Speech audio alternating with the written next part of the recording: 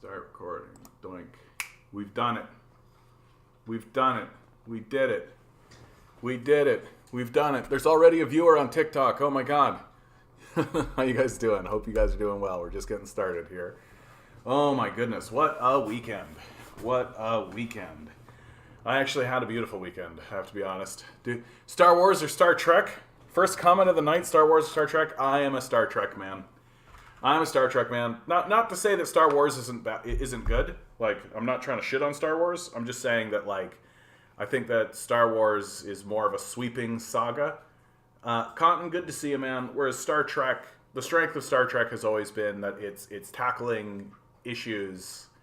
Like Star Trek: Next Generation is like some of the greatest television ever, and like Star Wars is great because it's like a big story odyssey where you're essentially rooting for the Vietnamese, right? Like George Lucas straight out admitted that what Star Wars is about. What it is like the Vietnam War from the position of the Vietnamese, that the Rebel Alliance were the Vietnamese. This is what George Lucas said of Star Wars, and that's great. But Star Trek is more like every episode is just a way to tackle some kind of issue, some kind of thing, and so I care for that a lot more. And content coming in strong. Fuck a bunch of Star Wars. Their whole thing sucks. Good to see you, that guy. Good to see you. I don't hate Star Wars. I mean, and let's be honest, man. Like both Star Wars and Star Trek have been completely destroyed by capitalism. It's more obvious with Star Trek than it is with Star Wars, but like the whole theory of Star Wars has been completely dismantled. Like they at least have the wherewithal to present the Empire as villains, right? Like that we're all supposed to understand that, yeah, like the Empire is bad. But like the people who are writing Star Wars are essentially pro-imperialists. And so they don't really understand why they're writing what they're writing. I think that that's my major critique of modern Star Wars, is that they only understand that there is an empire and there are rebels, and the rebels are the good guys. And they only understand that because that was what Star Wars was at the beginning. But they themselves are actually pro-imperialists. That if they were alive in reality, they would be imperial propagandists. You know, like that if they were in the Star Wars universe, they would be part of the Empire, and they would be happy about being part of the Empire. They would be like talking about how great Darth Vader is, right? And so they don't really understand why Star Wars is what Star Wars is, which is why it all sucks now. Santora, good to see you, bud. Hope everything's going well. Managed to get myself sick. Oh my god. So please, to the other comrades here, watch for your health and well-being. Absolutely, dude. Liga Dizzy, good to see you. There was a fellow on the subway beside me that got into a sneezing fit. And if somebody sneezes around me, I'm like, you get two sneezes, I think, around me.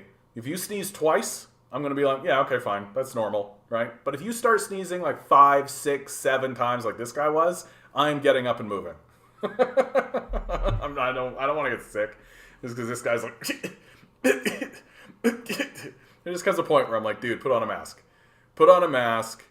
right? Put on a mask. I like Stalin. I don't like Stalin. I just like acknowledge that Stalin wasn't a demon, right? Like that. I'm not like the capitalists. I don't create heroic narratives. I don't believe in the idea of a heroic narrative, right? I think that Stalin was the leader of the Soviet Union during a very crucial period of time, and he's worthy of our analysis in a serious way, right? Like rather than saying Stalin was the greatest, Stalin forever, right? I'm not going to do that. I'm going to be like, okay, so Stalin became the leader of the Soviet Union with the support of the people. Here's the process of that. Here are the good things that he did. Here are the questionable things that he did, right? Like, I don't act the way that capitalists act and fascists act, where it's like everything is about a heroic narrative and heroes are the only thing, right? Don't like heroic narratives. Where's a Superman t-shirt? That's pretty funny, dude. I like that. That's funny. Total call out. You got me. Zinga. You know why I wear this t-shirt? Because I like the material. That's why I like the t-shirt. That's really funny. That's... Oh, dude, that's the funniest call out I think I've had for a long, long time. Don't like heroic narratives. Wear Superman t-shirt. Touche, Jeff. You got me, dude. You got me. Bazinga. Superman's an interesting character. Like, he's an interesting character because I am dead convinced that we are going to see a fascist Superman. I think it's going to happen.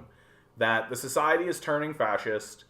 That Superman has always been the icon of America. And that America has always been like truth, justice, and the American way. And like Superman is supposed to be the representative of America. That Superman is supposed to be what America wants to be in the world and hopes it is in the world. But I think that we're going to see a big turn because we're seeing a big turn toward gritty realism. And Superman's never really gotten there, right? As this gritty realism kind of thing. Like Superman has kind of maintained this idea of like truth, justice, the American way. And that's why he's not really as popular as the other heroes right now, because we all see through it now. Like, you can't maintain the kind of like Christopher Reeves Superman idea while in this environment. We're not naive and stupid enough. Like, we don't believe in that stuff anymore. And so what we're going to see is a Superman made that appeals to the next generation of leadership who are going to be fascists. And so we're going to see like Homelander from The Boys, except he's going to be the good guy. We're supposed to be rooting for him instead of understanding that he's the villain. Like, I think that's going to happen in America. We'll see. Fascist Superman has been done before. Where was fascist? Like, I mean, maybe in the comics, but not like big movies, like billion-dollar feature film, right? Like, and correct me if I'm wrong. I don't know everything. I saw my first Star Trek movie in movie theaters. It was the very first movie again, and no joke, it blew me away. And my husband, who has a hard time with basic math, fell in love with it as well. Did you see the first Star Trek movie? Was it the first Star Trek movie? Which Star Trek movie did you see in theater? Not COVID, hyperthermia. That sucks, dude. He's the one. He's the only one. Stalin's got evil on the run. Hey, Stas, how you doing? Generation Y me, guys. Good to see you. Guys, we're all going to be rich sometime next year. $400 grocery rebate. Here we come. What are you talking about, dude? What news did I miss? Did I miss some news? Are we getting some grocery rebate money? $400. Oh my God. I'm saved. Everything's great now. Hey, Tinker. I'm doing really well, dude. I had a really beautiful weekend. Really beautiful weekend. And meeting, making new friends, old friends, texting me. Honestly, the weather turning. Summer is almost here, guys. Summer is almost here. I 100% am going to spend all my time on the beach. I missed the Fed budget release. Bro. Like, there's so fucking much going on. What should I search? Just tell me what to search. Fed budget release. Let's take a look. Let's take a fucking look. Fed budget release 2023. Now, are you talking about the Canadian budget, or are you talking about the American budget? Like, I need some specificity here, bud. They released a budget with some bullshit. Yeah, as they do. This is why you guys need to like, share, and subscribe and donate money, so that I can spend more time researching. Because I've literally been doing nothing but working for capitalism. And so and I can't do anything else. I go to work, I come home, I fall asleep, I wake up, I go to work. I don't have time to research anymore. I'm really relying on the stuff that comes out of the Discord in a lot of cases, especially on a day like today. Like tomorrow I can do a little bit of research, right? And that'll be fine. But like, donate to my Patreon. Let me start doing this full time, for God's sakes. Let me start doing this full time. If you're donating $1, maybe make it $2. I lost my largest Patreon. I lost the other day, and she's lovely. She was very kind. I understand her position and all that kind of stuff. But like, it definitely stings a little bit to lose my largest Patreon. So if you're only donating $1, maybe make it $2. And if you're not donating anything but you enjoy my content, please consider donating. I would love to be able to do this full time. I would love to be able to do this research. I would love to be able to take a look around. I would love to be able to do this kind of stuff. But such is life.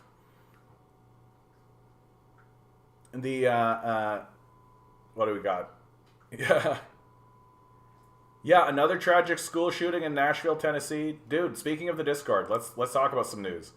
We have another 70-car train derails in North Dakota, spills hazardous material. Like, come on, right? Like, they're I've been thinking about this all weekend, right? Like, within the same month, within a 30-day time span, we had a derailment in Ohio that poisoned a town. Absolute crickets. Nothing happened at all. That the government didn't do a single goddamn thing. Nobody came to these people's rescue. These people are fighting and screaming about it, doing everything they can. They arrested reporters. They did all this kind of stuff. And then literally within that same month, a bank goes under because it put all its money on crypto. And it gets $200 billion the next day. Like, there really does come a point that this is, anybody who's out there talking about how, like, yeah, capitalism works. Capitalism's the best system we've got, you know. Capitalism's the best system we've got. You know, if you're still so stupid that you're still talking that way, here's the clearest, absolute clearest possible example of how this system has utterly failed completely. That literally the system is poisoning people, spreading toxic chemicals all across the nation, literal explosions into the sky, spewing poison everywhere, and nothing. But if a bank goes under, oh shit, a bank! Oh God, a bank went under. Oh my God, we gotta shell out $200 billion. Like, capitalism has failed. Capitalism has completely, utterly, totally failed. Hey, what's my net worth? Don't judge me based on money. Like, stop worshiping money, dude. Like, it's real straightforward. Like, stop with your dumb Andrew Tate Bugatti bullshit. Like, it's really quite sad that the very first thing you're gonna ask me is how much money I have, as if I would tell you in the first place. Like, it's a bad way to look at the world. It's a sad way to look at the world. The American budget wouldn't just do a $400 rebate. Yeah, Star Trek: The Motion Picture. It was a remaster to enhance it. Oh, fantastic! The original Star Trek movies follow a pattern. The first ones, like the odd numbers are not great, and the even numbers are amazing. That's the pattern. That The Wrath of Khan is easily the best in the whole franchise. Then the Death of Spock, or the Return of Spock. In any case, I forget what they all are. I don't have them off the top of my head. Fake YouTube ad. Lawnmower Man, good to see you, bud. Feel like I haven't seen you in a long time, Lawnmower Man. Really good to see you. Fake YouTube ad. I don't know what to tell you about that. They don't tell me shit about that kind of stuff, dude. Corporate welfare, you bet. Canadian budget. Yeah, another tragic school shooting in Nashville, Tennessee, capitalist USA. Yeah, and they don't give a fuck. Like, they don't care. Like I don't know who's still defending this system. Like, I don't know who's still, like, well, I mean, I do know who's doing it. But, like, it's just gotten to the point where the defendants are, like, just reprehensible. Yet the U.S. has convinced Americans they can't pay for healthcare, education, and housing, so they set up to destroy Cuba because it's too close, and Americans may find out that it's possible. Yeah, I mean, of course, look, funding education, housing, healthcare, getting people into houses, getting people educated, getting people healthcare is cheaper. This is the hysterical paradox of it all, is that it's actually cheaper for the society. That if your goal is to reduce your taxes and reduce the amount you're paying and reduce your budget and get everything in line and pay a small amount as possible, then you want the government to provide these things. That's what you want. Like, and to say anything else is just hysteria at this point. It's cheaper. Like, it's 100% cheaper. It's ridiculous. Yeah, if you say summer, spring is almost here, you antagonize the weather and it becomes angry. It's absolutely true, dude. It's absolutely true. The Nashville shooting, Biden was supposed to address it, but did a very distasteful comedic speech talking about ice cream instead. Yeah, of course. These people are psychopaths. Like, these people are psychopaths, dude. Like, they don't have empathy, right? Like literally when they murdered Gaddafi, like, Hillary Clinton was like, we came, we saw, he died, and cackled like a witch. Like, these people are psychopaths. Like, they're literally murdering world leaders and then giggling about it in public openly. Like, it's crazy. It's crazy to watch. Yeah, speaking about the banks, no one is questioning the fact larger banks are getting permission to buy up the smaller failing banks. Of course. That's just merger and acquisition, right? That's how capitalism works. Hey, Demand Better. Good to see you, bud. Voyage home. Yeah, the voyage home. My favorite moment in the Star Trek movies is where they literally are like, yeah, we could just go back in time by flinging ourselves around the sun. Yeah, that checks out. And then they just do it. And they're just like, and we're all just like, yeah, it checks out. Lean ground beef. Do I invest in the stock market at all? Not really, dude. I don't think gambling is. It's like, I think I've got like $500 in certain stocks, and I actually have been feeling like I want to sit down and move them around. But like, the reality about the stock market is that for everyone else, i.e. not the billionaire class, it is gambling. It straight up is gambling. You're taking a section of your money and you're saying, okay, I'm going to gamble it and let's hope that it works. And there are good gambles and bad gambles and all that kind of stuff, right? And it follows those sorts of, like, the traditional kind of rules. There are sure bets, and usually sure bets are going to pay off in a very slow, steady sort of a manner. But the truth about the stock market that nobody actually wants to admit is that once you attain a certain amount of wealth, like once you're a billionaire, you can just take your wealth and spread it across the entire stock market. And as long as the entire stock market goes up, which it does, then you'll always be a billionaire. This is exactly what David Thompson has done here in Canada. That he doesn't own anything. He owns like 5 to 10% of everything. So he's just invested his money across the board. And so what that means is that if certain stocks go down, then you're fine because most stocks are going to go up and you're always going to make a 2 to 3% gain over time.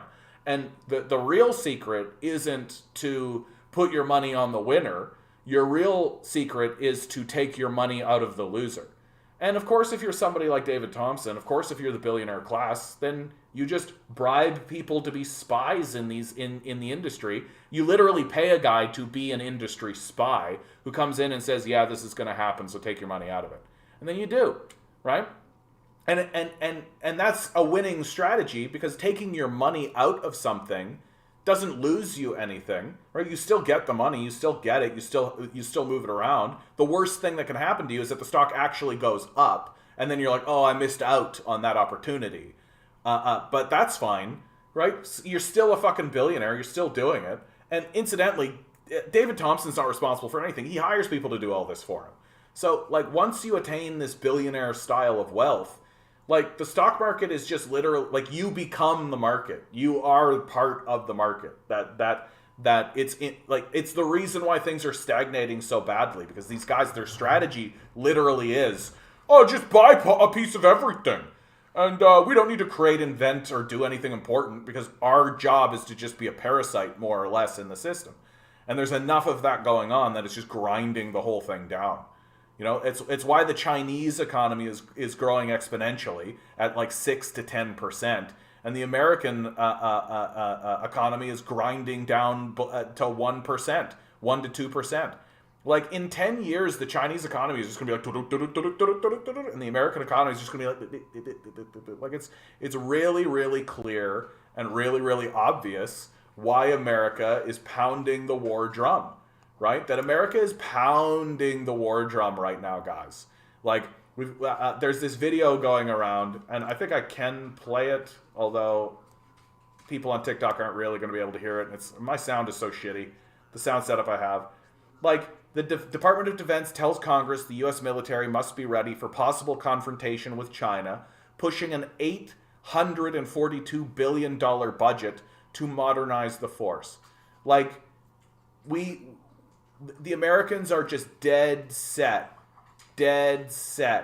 on absolutely fucking doing this. Like, we're the Nazis on the world stage. We want to go to war with everybody because we don't have another solution.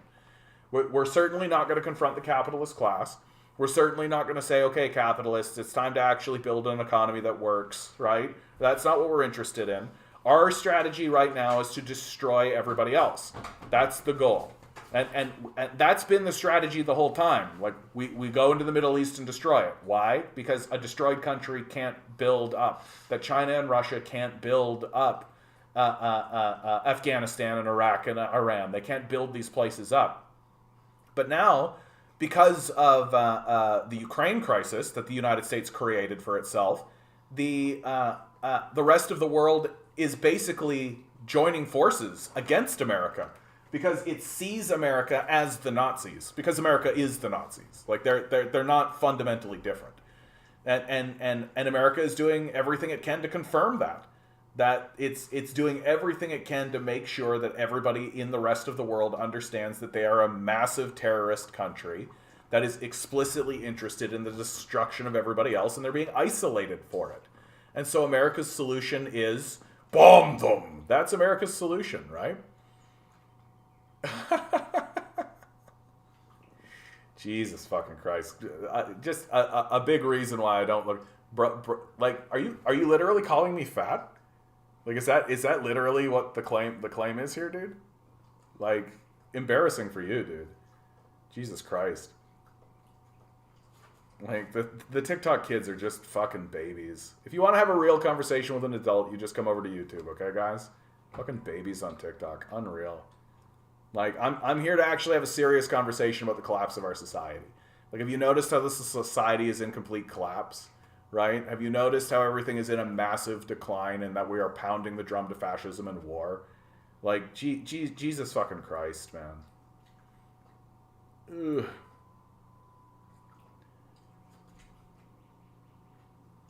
Oh, that guy handed out flyers with my local communist club outside Loblaws about price freezes and rollbacks on food, fuel, and rent. Good for you, dude.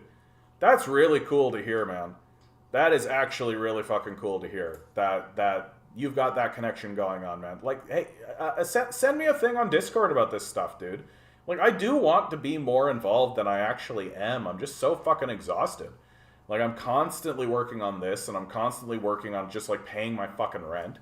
Like, this guy, I got a comment. What's so fucking embarrassing about this comment? It's like, guy spends all this money on food, and but rent eats 70% of my income.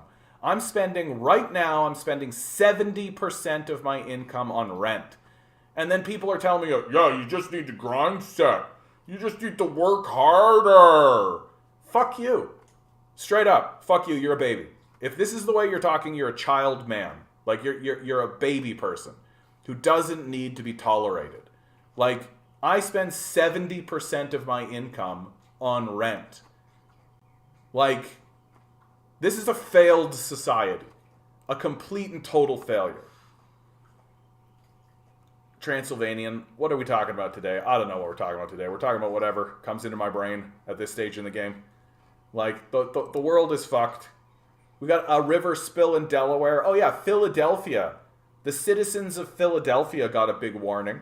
And were told that the city of Philadelphia was told that they could no longer drink their water. The city of Philadelphia, like millions of people, were told, yeah, stop drinking your water. This is happening in America today.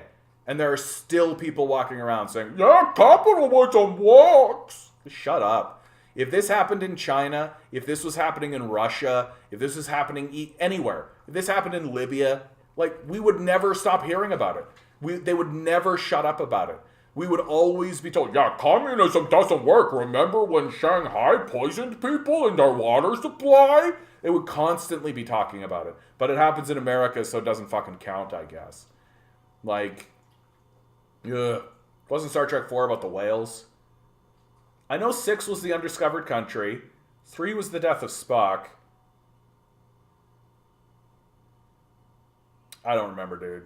I don't remember. Lean ground beef. Why do you care if others gamble so much? Yeah. Yeah. 5 is the voyage home. Oh, no. 4 is the voyage home. Hillary for the Hague. Let's go.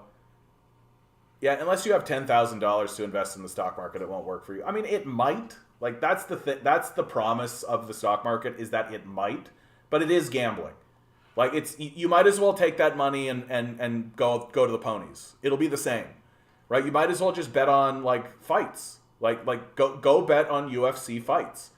Right? Like, it'll be the same for you. It's not going to be any different. In fact, I actually think that betting on, like, sporting events would be better. You'd be better off for it, because I think that the information that you get on sports teams and sporting events on what's going on is actually more transparent, right? So if you're betting on, like, a fighter, let's say you're betting on John Jones, right?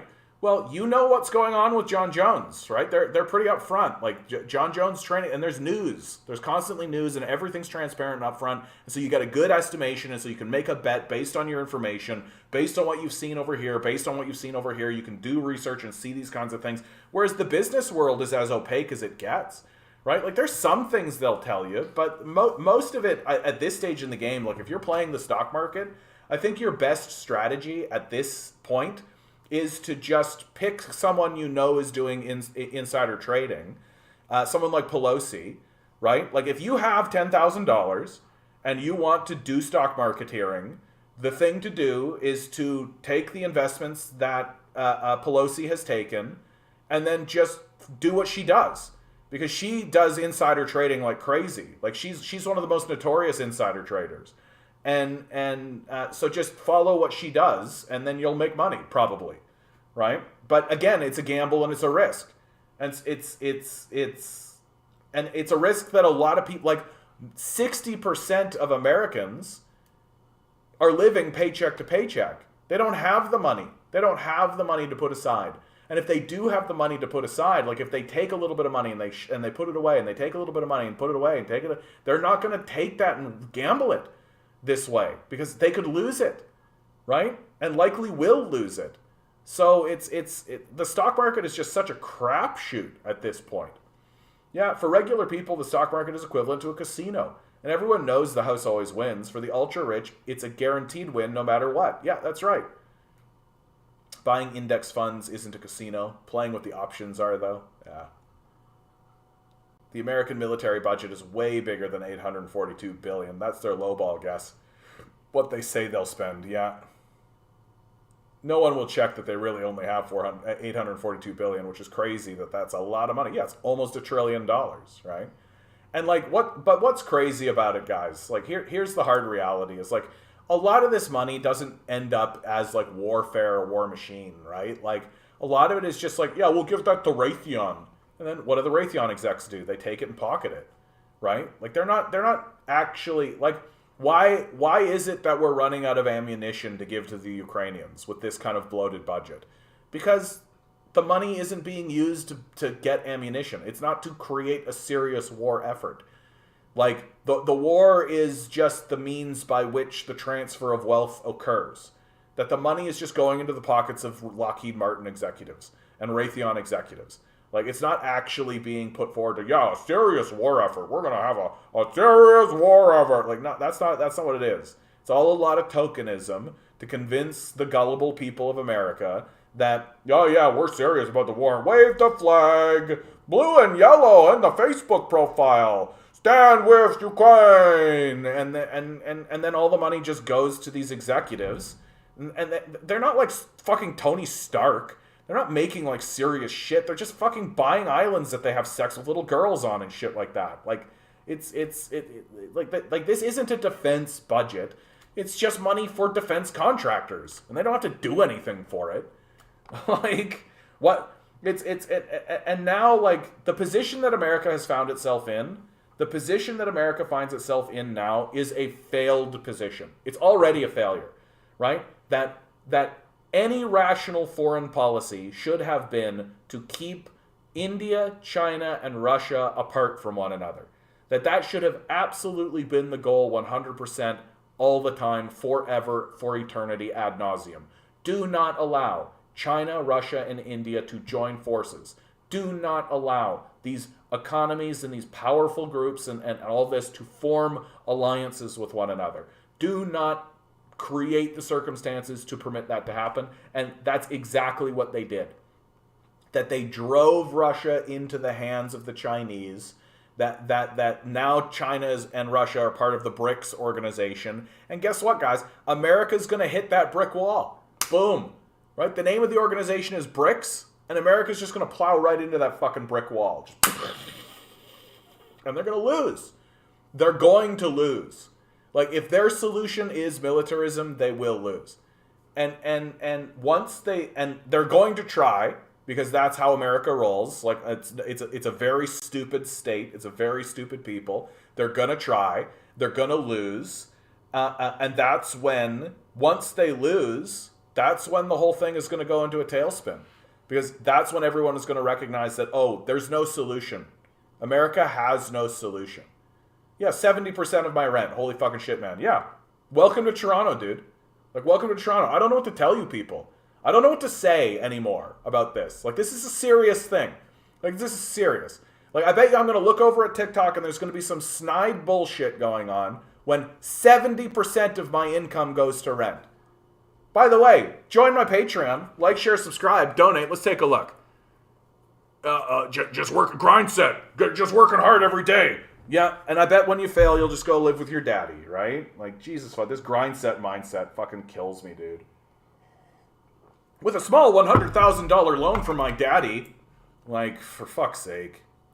Even in the best case scenario, that's what, about $500 a year if the average person invested about half their life savings in the stock market. But people don't even have that. Hey, John, check out the Twitter post I just put in the Discord general. You got it. What do we got? Senate Bill 686, the Restrict Act, wants to put you in jail for 20 years for using a VPN, for using a website or app that is operated by foreign adversaries. These are the foreign adversaries, by the way. Right? The Republic of Cuba, the Republic of Iran. Yeah. Like, this is hysteria, right? The TikTok ban. The TikTok ban was hysteria, guys. Like, this whole thing is hysteria. Like, it's obviously overt. Like, that when we watched the Congress Senate, like, how many times were like, are you or are you not a member of the Chinese Communist Party? Like, it's fucking embarrassing. Like, it's and you think the rest of the world isn't seeing that? You think the rest of the world isn't looking at people holding these hearings being like, we're going to do a McCarthyite Red Scare. Like, for God's sakes, the rest of the world is looking at it and being like, oh, this is like a yellow peril scare. A yellow peril scare. And the rest of the world knows what happens when America gets into this McCarthy type stuff.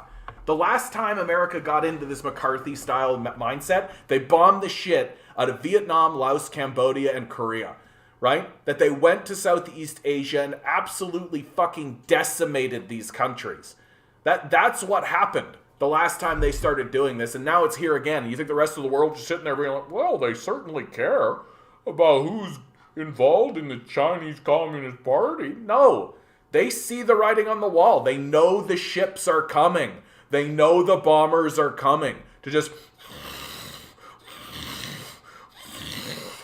And we're all just sitting here being fucking, you just gotta grind set. You gotta just grind set through it, son. That's what you gotta do, yuckles. Like a dumb fuck. Ugh. Compound interest can work very well over time if you have $100,000. We found the guy who has more money than sense. Give your money to the poor. Isaac Cabrera. France is burning because Macron raised the retirement age so he pays for the money he sent to Ukraine. Yeah. Yeah. Like, we're very stupid people. Like, it's very dim-witted. Jay Pringle. I can't stand people who gloat and brag about how much/many hours they work. Like, dude, you're a victim. Yeah. You're a worker with Stockholm Syndrome that's fallen in love with a system that exploits you. Yeah. And most of the time when you dig into it, you realize that, like, they're basically working with their dad. that their dad is basically like got a whole bunch of money and is essentially backing them on this journey. And if it all fails apart and falls apart, then they'll just like inherit their dad's wealth. Like that's typically what happens with these grind set bros. That they're operating from a position where they're not really risking much, frankly. That there's not a lot of risk going on there. That I started with nothing except living in my dad's garage. It's like, oh, cool, you had a garage that you got to live in. Like, I remember watching this show. Like, it was the epitome. It was so insulting. I was so insulted by it. The premise of the show was this tech bro billionaire guy. Like, I'm a tech bro billionaire. And what I'm going to go do is I'm going to go live on the streets. And then I'm going to I'm going to get $1 million in a month. I'm going to show everybody, yuckles, that all you need is smarts and intuitiveness and intelligence, and you can become a hardworking yuckle fuckle. And so what did he do? He went out into the street, right? Realized what being homeless actually looks like, cried to to a random donator, right? Who literally gave him a trailer. Straight up literally gave this guy a trailer with electricity, no less, right? Because he recognized instantly when he went out into the street that he would not be able to achieve his goal. Why? Because getting from a position of being homeless to not being homeless is a farther more difficult journey, by far, than moving from a position of having money to having more money. That if you start with shelter and your goal is to get $1 million, that's a easier thing to do by far than it is to be homeless and then no longer be homeless. By far. And the fact that this guy copped out on this so hard makes him just like the biggest bitch of life. And like, yeah, he eventually did it because he basically did insider trading and gamed the system. And it's like, yeah, super duper, bud. You worked really hard after your daddy bailed you out, which is exactly what happened. And it's always what happens with these grind set. Daddy, can you bail me out? It's always what happens. And like, I wish that these people were honest. I wish that these people were fucking honest. That like, they always say the same fucking game. It's always the same. I worked hard with my grind set doing what I wanted, and I did what I wanted, and I was important. I did the work because I'm good. And they never talk about the people who helped them. So it's just betrayal. It's just betrayal across the board. There's literally no story that exists where a person single-handedly ground set themselves up with no help at all. It doesn't exist. It's a myth. And anybody who tells you otherwise is fucking lying to you. And definitely lying to themselves. Like, definitely lying to themselves. Right? Nobody at any point gave you any handout whatsoever. Nobody at any point gave you any even advice. Nobody at any point gave you a backup capital. Nobody at any point gave you a safety net. Nobody at any point helped you out with anything ever. I don't believe you, and I think you're a fraud. Like, straight up. I think you're a fucking fraud, if that's what you're saying. Absolutely, you've had help. Abso-fucking-lutely. And to pretend like you haven't is embarrassing. Just fucking embarrassing. Did you account for dividends and inflation as the return's only 9% on average last year, and in the coming years your gains are going to be eaten away? Yeah, dude. Yeah, I'm no mathematician, but you probably need 15% return to negate inflation. Yeah. Santora. Oh, and scary news. The TikTok ban bill will rip the internet apart with what is asking for the government to have access to, which would be everything in a technical aspect to how the internet works. Yuckles? Yeah, their goal is to destroy the internet. Like, the internet's already worse. Like, it was way better at the beginning. The internet was better at the beginning. And it's gotten worse over time. Initially it got worse just because of the way capital works. It's gotten worse just because of the nature of capitalism, and that instead of having like free open websites that people could interact with, there's this constant paywalling, a closing down, that things can't be open, that you can't have like open discussions. Everything's about ghettoization, making sure that there are little pockets and things like this, because then you can market to those people. And the advertising and all of that shit has made the internet way, way, way worse. And now we're entering an era where like everything is just bots and CIA spooks, and every election cycle suddenly there's a million people around that are super hyper pro Democrat everywhere all the time. Like it's so obviously infected and shitty, and they're still losing control of it.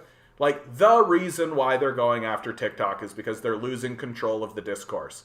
People no longer believe CNN, MSNBC, Fox, or these places. They no longer think that they're credible. We have degenerated as a people to such a degree that we're taking nightclub comedians and people like Russell Brand seriously.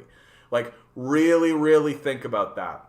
Really, really pause right now and accept and recognize and really perceive in your brain space that Russell Brand is somebody who is taken seriously within the discourse.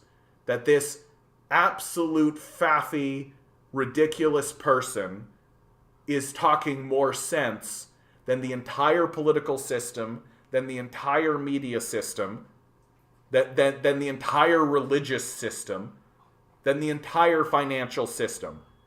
And here stands, even somebody like Jon Stewart is ridiculous.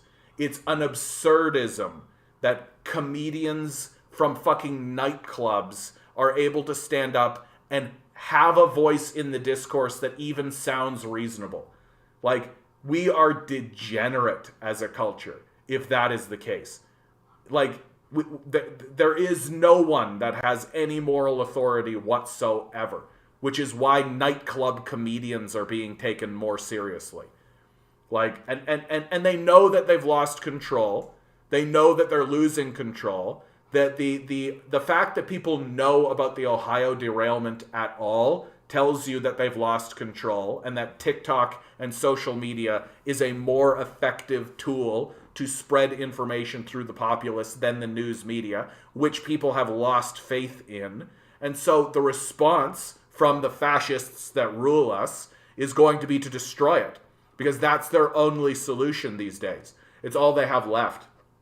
They can't negotiate reasonably because they have no credibility whatsoever. They worship a religious ideology, which is the worship of money and the individual, and the worship of stupidity, which is capitalism. They are incapable of mounting a defense to their system that has obviously failed. And so all they can do now is destroy the mediums by which we are having the communications, in the hopes that that will staunch the spread.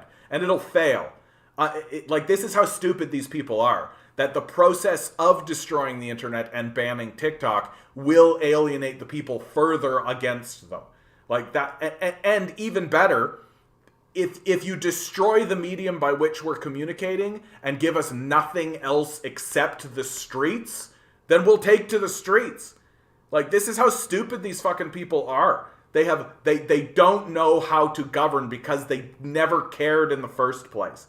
Like, it's unbelievable to me. And what's so crazy to me about this, about what's happening in America, is that all they had to do was make sure everyone just was safe. That's it. They just had to make sure you have food and shelter. That they would have had their wage slaves. They would have had everybody working for this stupid fucking system of ownership. Maybe the wages would be a little higher than they would have liked to have paid. But if everybody had shelter and food, then everything would be fine for these guys. But they're so psychopathic and greedy and detached from reality that they have to do everything they can to destroy the civil society, to plunge wages down further so that they can get more numbers on a screen and go fuck little girls in Jeffrey Epstein's pedophile island. Like, that's what we're looking at. That's what we're looking at. And so all they've got left is the idea, let's just get rid of TikTok. As if that's a fucking solution. Like, we are ruled by the absolute most dim-witted people on the planet. Like literally, like a mentally ill child living in the Sudan would be a better president than what we have right now.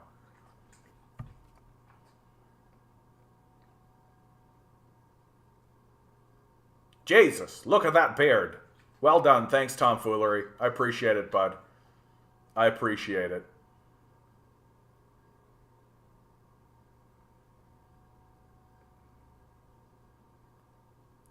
If you invested 200 to 300 or more in index funds over the course of your lifetime and you yeah, okay, great. Like literally 50% lean. I don't know why you're in here talking this way.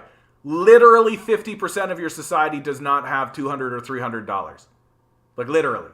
Like you're living in a society where most people, if they encountered a $400 crisis, would be bankrupt. Like I don't know how you've become this detached from reality, but most people don't have the money you want them to have. They don't have it. Like, and I know that you're sitting there being like, well, you gotta be able to. They don't. I don't know what to tell you. They don't. Like, for fucking real, bro. Like, they don't have it. It is embarrassing at this point. No, surely they can get together. No, they can't. No, they fucking can't. If they could, they would, and they can't. You know why? Because we've destroyed all hope for them. We've destroyed it. If you go to fucking Camden, New Jersey, these people don't have to, like, what you are saying is akin to when fucking Ben Shapiro says, well, if climate change raises the water, those people just sell their houses and move. So what's the problem? Sell them to who? Like, put your feet on the fucking ground. Put your feet on the fucking ground. They don't have $200. Like, yikes. Ugh.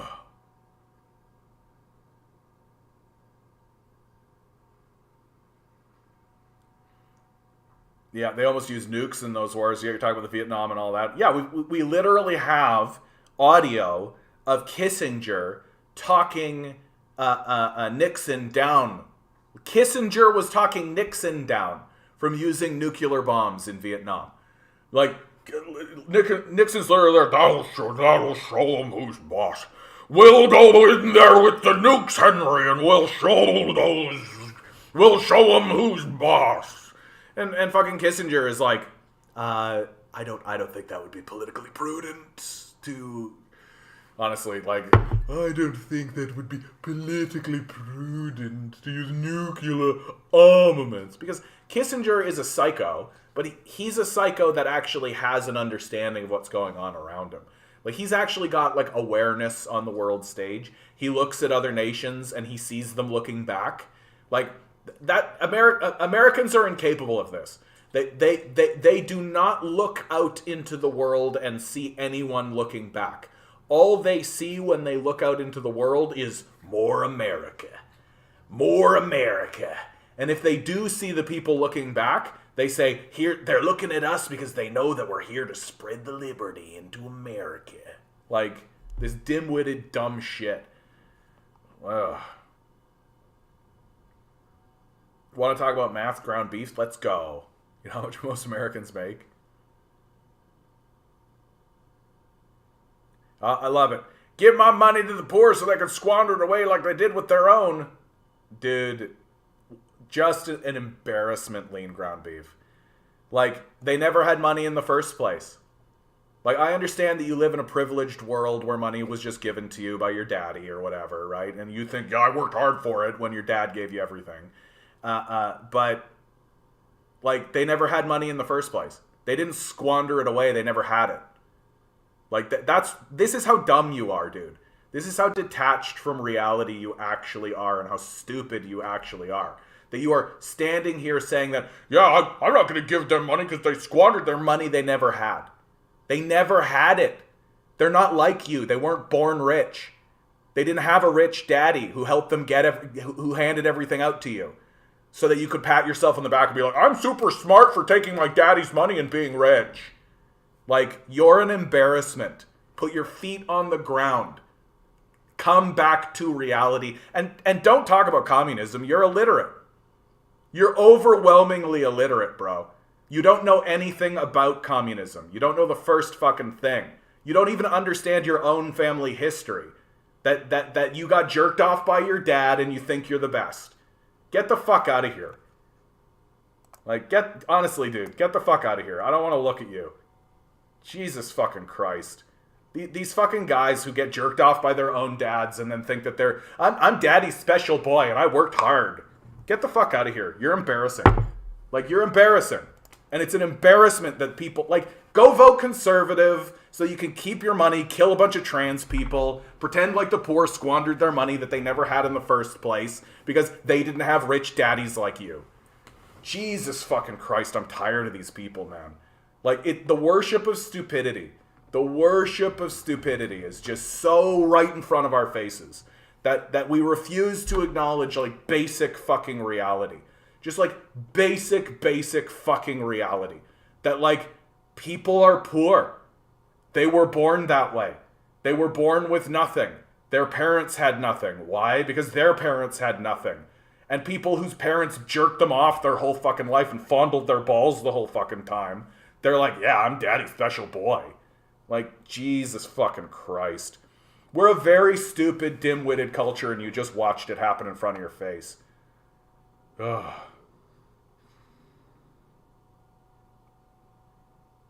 Remember, the only truest of leftists have beards. Yeah, getting Grant Cardone Scientology vibes. Yeah, if you make less than $400,000, you're a failure in life. You got to get your Bugatti, right? Just go sex traffic some women already. Jesus fucking Christ. That's terrible, Cotton. Hold on. We have a boil water advisory in Vancouver for about a week, like 15 years ago. Yeah, the whale Star Trek movie was the best. Voyage Home. Yeah, that was a fun one. I think my favorite part was Chekhov walking around asking where he could find the nuclear vessels, asking police, "Excuse me, can you tell me where I might find the nuclear vessels?" That's hilarious. My dad was a great guy. Apparently wrestled with me to toughen me up because it was a bit effeminate. He died. Never... What? Okay. It's very confusing to me. My parents were given a house, car, etc. Keep telling me they weren't. Just had to work harder. Meanwhile, like, my grandpa gave them those things. Yeah. Like, my absolute favorite is frauds like Peterson. Like, Peterson's trajectory is that his family immigrates to Canada through the Canadian Dominion Act, right? Just like we all did. Like, everybody who lives in Manitoba, Saskatchewan, and Alberta, their family emigrated through the Canadian Dominion Act. They were given 360 acres of free land just for showing up, right? That's the Canadian Dominion Act. Oh, you want to go to Alberta? Oh, you want to go to Saskatchewan? Oh, you want to go to Manitoba? You're a white British man? Well, sign these papers, give us like $100, give us like $10, and get there, and then you can have 360 acres of free land. And then they got that, and so what did all of them do? All of them landed in, clear-cut the land, sold the lumber for a pretty penny, or used it for themselves, and then started farming or ranching the land, right? And then, what did they do? They passed it to their kids, they passed it to their kids, they passed it to their kids, and now we got Jordan Peterson standing in front of us at the end of that trajectory telling us how bad government handouts are. These fucking frauds. These fucking overwhelming frauds. And then people come in here and like, oh, you just squandered your wealth. Yeah, because they were the people who were working on your land. They were the serfs and the slaves that you were whipping to work on your land. Like, Jesus fucking Christ. This worship of the self, the inability to understand basic structures is absolutely staggering to me. Like basic shit. Like, if your parents were poor, you will be poor. If your parents were rich, you will be rich. Like, it's like 1 + 1 = 2 kind of shit. But no, I did myself and I work hard. Because you've got these narrow little blinders on. All you see is the world through like this little tiny fucking pinhole. And then you come in here and tell everybody how much smarter you are. Because, well, I took $100,000 and put it in the stock market and you can get rich too, yuckles. Like, fucking embarrassing. The congressional hearing doesn't feel like real life. Did they mean to put the most embarrassing people on purpose? Or did they really underestimate technology that much? Yeah, Jade, like, no, like, what have I been telling you? What have I been telling you this whole fucking time? These people are stupid. These people are purposefully, intentionally, structurally built into the very fabric of who they are and what they do, stupid. They have to be. Because if they weren't stupid, then they would recognize the failure of the system that they have. Right? That obviously the system has failed. To say anything else is to be stupid. To defend this is to be stupid. There isn't a defense of this any longer. You can't defend it. The best that you can do is stand up and be like, well, sure, we need to reform some things and come up with some better ideas, but I still think that capitalism has a... Like, that's probably the only line that you can take. But if you're actually going to stand up in front of me and be like, yeah, capitalism works, yeah, it's the best system, sure, it's got some problems, but it's the best system we've got, then you're fucking dumb. Like, you're a stupid person. And you don't need to be listened to. Like you're the same as somebody standing up being like, the earth is flat. The earth is flat. Climate change isn't real. You've been deceived. Like, you're the same, as far as I'm concerned, at this stage in the game. We don't have the time to convince delusional losers to wake up and recognize that reality exists. That, like, when trains are blowing up and poisoning huge segments of the population, when you've got mass shootings happening like every week, and the government's response to it is nothing. Like, it's over. It's over. Like, you don't have a position anymore. Well, thank you for the donation. I appreciate that. Who threw this down? Generation Y Me. Pretty much. Generation writes, if you see someone shoplifting, always remember, nope, you didn't. Absolutely, bud. Well, thank you so much for your donation. I appreciate that. Good opportunity to say like, share, subscribe. Hit the bells, hit the whistles, hit the buttons, hit the kind of shit. Do everything you can, right? Please consider donating to the Patreon, guys. Gets you into the Discord, right? If you're donating $1, maybe make it $2. Like I say, 70% of my income goes to rent. And if you guys want me to start doing this full time, if you want me to start doing this full time, if you want me to talk the way that I talk to the face of politicians, if you want me to go to city chamber councils, if you want me to talk to the Prime Minister of Canada the way I talk to you every day, please consider donating, because that's exactly what I would do. Like, I would absolutely just follow Justin Trudeau around talking this way, because these people are frauds. Obvious, overt, overwhelming frauds. And they need to be confronted regularly. Like, it's crazy to me that that's not what's happening. Like, that's crazy to me that these people can go out in public and be taken seriously and not just be overwhelmingly hounded constantly. Like, which is, incidentally, exactly what should happen. Sleepy Joe is a cutout president, yeah.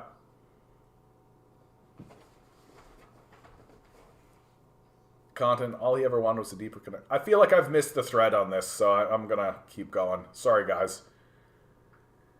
Adam says, regarding the U.S. military offense, yeah, not defense budget, don't forget about the black budgets, which is 5 to 10% of the $842 billion, which goes to the CIA cell phone brainwashing program apps. Yeah, that's the only app, the only conspiracy that I'm willing to tolerate.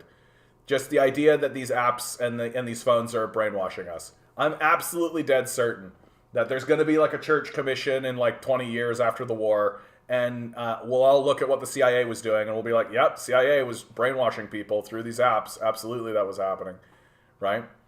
Like, conspiracies are just true. Some of them are not. Some of them are not. But I definitely believe this one. This is the one conspiracy that I will actually, like, push all my chips in. And one day I'll stand in front of all of you, holding a document in my hand. It's like, yeah, we did a church commission. The CIA was brainwashing people through these phones and through these apps. Right here. Got it. They confessed to it. Here it is. I'll be like, told you so. Yeah, it's not about tech. They don't actually care about the topic. It's all about tightening imperialist control over the internet and expanding the hybrid war on China into the digital, yeah? Yeah, Isaac, a one-bedroom apartment in Vancouver costs $2,400 a month. Yeah, it's fucking crazy. Like it's absolutely crazy what's happening. And they're all like, why aren't you having any babies?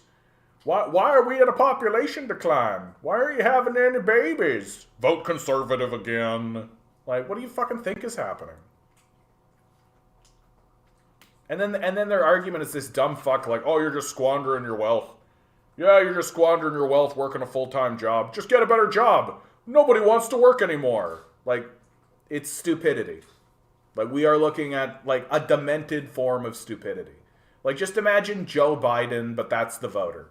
Like, we're at that point. It's fucking crazy. Once again, thank you, Generation Y Me. Oh, and a big shout out to all my Patreons. If you're a Patreon with me, thank you guys so much. I know that I'm not... I honestly feel like I'm not delivering as well as I should be to my Patreon community. And it's because I just don't... I have no time whatsoever. Like, I want to be creating stuff. I want to be making stuff. I want to be doing stuff. I just don't have it. Like, I just don't have it. So I'm really hoping that one day I'm going to be able to snap back on that and to deliver some really crazy shit. Because, like, I know exactly what I would do if I had the time for it. I would, like, go to Doug Ford's house and scream at him as he went to his vehicle. Like, literally accost him that like they used to do with This Hour Has 22 Minutes. Just, like, go dressed as Xena and start shouting at him. Like, that's for sure what I would do. Because, like, fuck these guys. Fuck these losers. These fucking psychopaths. Anemone, good to see you. Oh, well, that guy. Your wife and you are celebrating your 9th anniversary. That's lovely. Yeah, big celebrations. How wonderful. Yeah, Fabella, my apartment's rent in Vancouver was $2,200 without any power, cable, etc. Can't really save or do anything other than put all your resources into paying to live. Yeah. Oh, you should just put it in the stock market, though, like my daddy did. Congrats, Anniverse out or Anniverse in. Jay Pringle, just read today, Tiger King guy is running for president as a libertarian from prison, full-on idiocracy, Mountain Dew, Camacho vibes. Can I tell you, dude? I've heard this before, the idiocracy thing.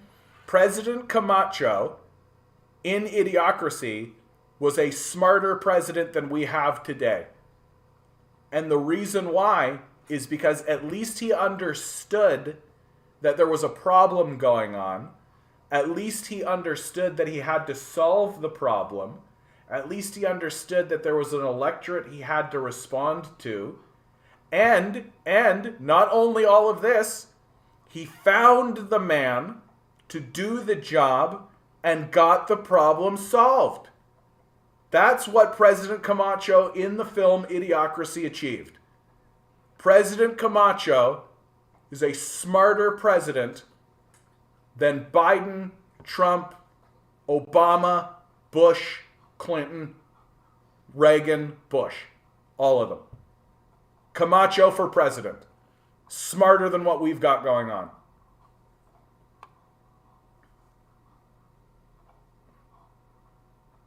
No, I definitely didn't get the context. There's a lot happening. Feels like we're at the 3rd generation of wealth rule as a society. The people in power think they've figured it all out and are destroying themselves. It's cringy. Yes, Jade, that's exactly right. Like they're literally just like their solutions are as cringy as it gets. Just take the money your daddy gave you and put it in the stock market. What's the problem? Like the first wave of it was the just get a job crowd. Because what they were fundamentally failing to acknowledge was that those jobs were gone. The just get a job crowd, like straight up NAFTA gutted the industrial base. Just fucking take a look at Detroit for Christ's sakes. Like, and then their solution is just get a job. Like, you can't be stupider. Like, literally, let's destroy all of the good paying jobs, ship them overseas, destroy the economy, experience a massive market crash, and then tell people to get jobs. Like, it doesn't get stupider. Like, I actually think that we are a stupider people than the people in Idiocracy, as I've argued before. Because at least those people were smart enough to understand that there was a problem. The opera. You're going to the opera, that guy. Is Bluebeard's Castle. Reflaming the piece as a love story between a long married couple living with dementia. Presenting as a Fleck dance theater. This gothic horror story. Oh my god, becomes an intimate and poignant operatic experience. Dude, that sounds like super goth. I would be like super into that, I gotta tell you. 40 people lost in the first flat earth surfing contest. Yeah, did I see what's happening? I already reported on it. Like, the Delaware River spill. Philadelphia water safe to drink through Monday evening. Officials encourage residents to store tap water. Officials say the new timeline is based on how long it will take the river water to reach customers. The way they're reporting on this is shitty. They poison the river.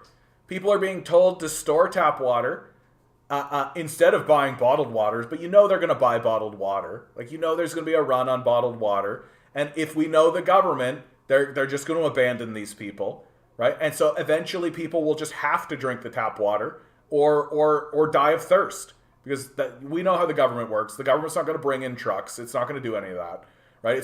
We're going to look to private models. And so a bottle of water will be $10, right? $15 for a bottle of water because they know they've got you over the barrel because that's how it works, right? That's capitalism. There's no government agency that's going to step in and be like, the people of Philadelphia are in a crisis right now, and we got to make sure that people of Philadelphia are well taken care of and they got good fresh water. So that's not how it's going to go. They're going to outsource it to Nestle. Nestle is going to charge $10 to $15 a bottle, and people are going to be given the choice: pay for it or drink the poisoned water. And if you're too poor, then you've got no choice. You're going to drink the poisoned water. Like, that's what's going to happen in Philadelphia, for sure. Because this place is a fucking hellhole. It's a fucking shithole. Like, and we have no leaders. The wealthy are detached and delusional. They're literally in my chat giving advice like, just take the money you don't have because you squandered it, and it certainly isn't that your father was a slave that my dad used to make money from. Like, this is literally the way these people are talking. And we're just a detached, delusional death cult that deserves everything it's going to get by this point. Like, what the rest of the world sees us for what we are, right? The rest of the world recognizes that we are a crazed, lunatic, Nazi-level death cult that must be isolated for their own safety and protection. They are erecting their own systems. The BRICS system, the Belt and Road Initiative, they are erecting their own international models because they know they can no longer negotiate with us. We have gone full-blown, overt, over-the-top Nazi psychopathic. We are turning against our own people. We are betraying everyone. And we're not doing anything to even begin resolving it. Like, our collapse is imminent. It is fucking imminent. Like, big flashing boo boo boo boo boo boo, and people are like, just put your money in the stock market, and then year over year you'll make the market's gonna collapse, guys. The dollar is going to collapse. The rest of the world is no longer going to trade on the dollar. That we are going to hold out our dollars and say, can we buy stuff with this? And the rest of the world, which makes all the stuff, is going to say no. Like, that's what's going to happen. And it's wild to me that we are still pretending as though it's not going to go down like that. It's absolutely going down like that. There is a reason why the American military is getting so aggressive and so overwhelmingly stupid in its actions, because it doesn't have anything else. Like, we don't have anything else. The only thing we can hope for is to cross our fingers, throw a bunch of bombs at it, and hope that we'll blow them up well enough that we'll maintain our supremacy, and it's not going to work.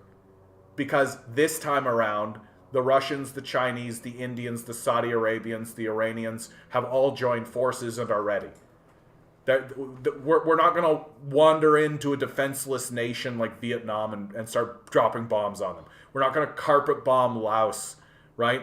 Like, we're going to try, and they're going to shoot down our planes. We're going to try, and they're going to blow up our shit. We're going to try, and they're going to lob missiles back at us. And we're very stupid, so we're definitely going to try.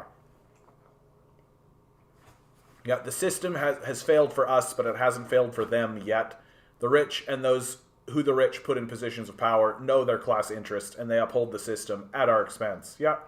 And honestly, dude, like, this is how you get, like, Adolf Hitler-style Nazis, right? This is how you get little weirdos like Ben Shapiro.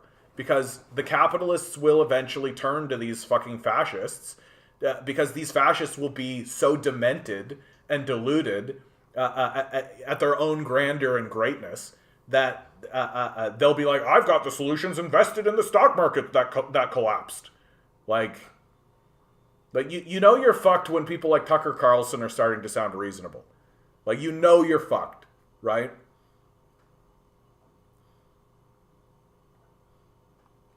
I don't always shoplift. Guys, wink. Don't ever wink shoplift, okay? Wink. I don't always shoplift, but when I do, no, I didn't. Yeah, no, nobody here shoplifts, ever. Never under any wink circumstance wink, shoplift, ever wink. It's undeniable now. Like, if you are still supporting capitalism, you are still simply brain dead. I don't know how else to word it. Yeah, like, it's gotten there. Like, we did it. Like, we did it! Yeah! If you're actually going to stand in front of us and tell us that capitalism is working at this stage in the game, like, I just don't think you're a competent person. I don't think you're capable of being competent. And the best part is that the most incompetent people in the room are all walking around telling us how smart they are. That was Peterson, right? The people who ascend the hierarchy they do so because of competence. Completely ignoring that, no, the people who ascend the hierarchy are the people who are the best positioned, right? That's it. That's all it is. You were born into a position where you were positioned to be able to get to that level. That if you start at the finish line and another guy starts at the start line and you pull the trigger, well, who's going to win? Right? Who's going to win? I don't care how hard you trained. Like, if one guy's at the starting line and the other guy's at the finish line, who won? Right? Like, it's pretty fucking straightforward shit. But these people are so dumb and dim-witted, patting themselves on the back for how smart they are, that they just can't see through it. They can't. They're too dumb to know how dumb they are, and we love it. We worship these people. Peterson has a cult following. He's got a little cult that worships him, right? Like, that's fucking stupid. He's a very stupid person who ascended to the position he had based on a complete and total lie. Like, he blatantly bald-faced lied about the nature of the bill that was supposed to restrict his speech, right? That we included trans language in a bill, and he was like, they're gonna lock me up because I refuse to abide by their speech. It's like total farce, total fraudulent. Not how the law worked. It was always a lie, and that's what ascended him to the top, based on essentially just anti-trans bigotry. Like, it's nuts. Yeah, busted pipe to cover up chemical spills, told to drink bottled water, yeah. Yeah, I mean, how are people still going around incoherent mumbling bootstraps? Dementia. Like, dementia. Like, there's... And, like, if being smart means losing your wealth, right? Like, if you have to be very stupid to maintain your wealth, people will choose stupidity. Like, straight up. They'll just choose to be stupid because I get to keep the money I worship. Right? That's all. Some better news, says Tinker. California looks like it's solved its water crisis for the short term with heavy rains and flooding the past months. Yeah, we'll see. We'll see. I love that we're like, good, we're solving our water crisis through disasters. Oh, the place flooded. We have water, thank God. Yeah, when land has been deprived of rainfall for so long, it doesn't seep into the soil properly, which is why there's flooding. Yeah. Can you believe, says Isaac. I don't know if I said hello to you, Isaac. Good to see you, bud. Can you believe that there are people in America working at Walmart that qualify for food stamps? Absolutely, I can. Like, America's a shithole country. Like, it doesn't give a shit about itself, obviously. It doesn't give a shit about its own children. It certainly doesn't give a shit about the poor. Like, we literally had a guy in here today saying that people are poor because they squandered their wealth. Like, he's so fucking detached and stupid. Like, obviously stupid. Incapable of understanding, like, basic reality. That like, we're all working our asses off, but the minimum wage in America is $7.50. Like, what the fuck do you think is happening? You squandered your money. Thanks, Daddy. Like, we're ruled by baby people. And it's what we're seeing is that capitalism is a massive systemic failure, like, across the board. And it can't recover. Like, it cannot recover. It's going to collapse in a massive way, and the only thing it can do is resort to fascism to try to assert itself, and that's inevitably going to fail because nobody wants to continue living in a world like that. No one wants to continue living in a world that is fascist, right? Like, if the Roman Empire can fall, so can fascist America. It might take a minute, right? It might take some time, and we'll go through some absolute horror show. Like, we'll go through an absolute fucking horror show. But, like, this idea that people are working full-time at Walmart and they qualify for food stamps, which is absolutely a subsidy to the Walmart family fortune. That's what it is.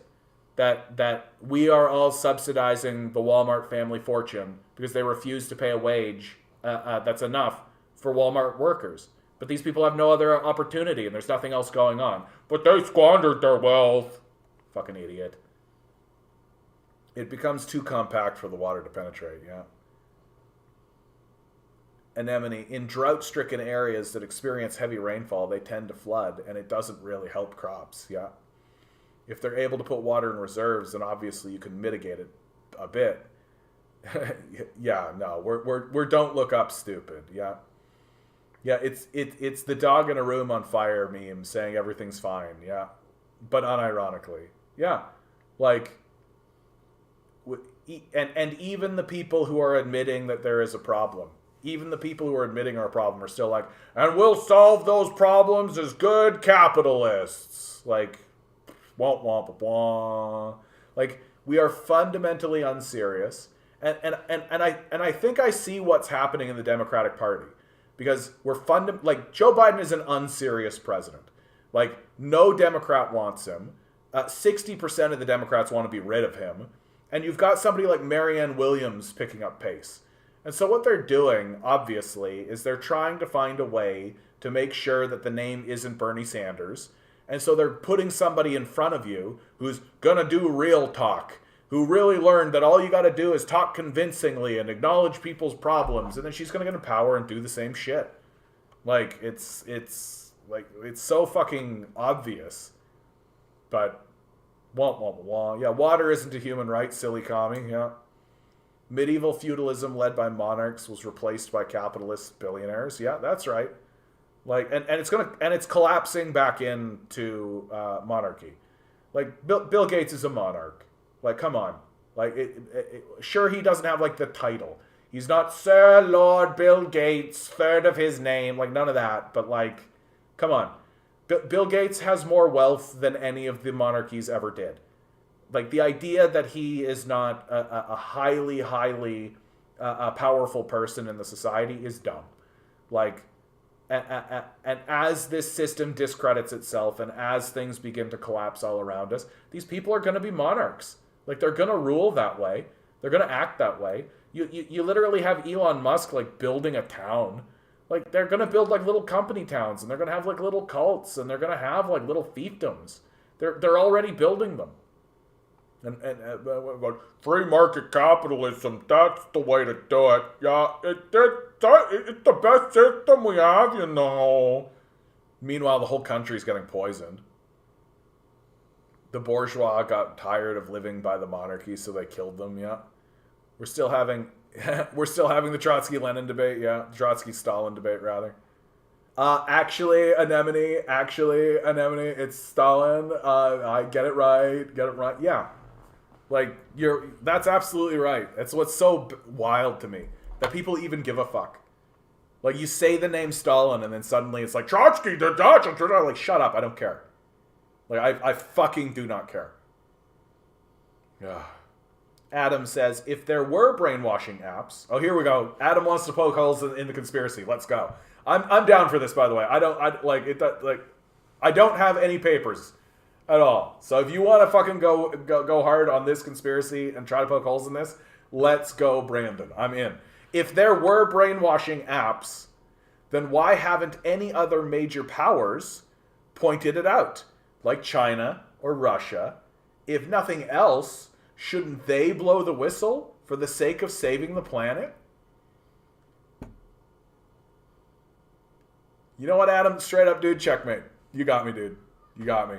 Like, although, hold on. It could perhaps be that China or Russia don't have access to the information. Like, maybe they suspect that is happening. But they can't come out and blow the whistle on it unless they have the evidence, right? Unless they have the hard documentation or the technology. And they probably just don't have it, right? Does China or Russia have access to Facebook? Does China or Russia have access to Instagram, right? Like, it's interesting that it's a Chinese app, TikTok, that everybody gravitated to and something like, because the brainwashing technology is not on TikTok. Huh? What about that, Adam? Huh? I did it. I thought I got a checkmate, but I wiggled out of it, I think. Transylvanian, good to see you, bud.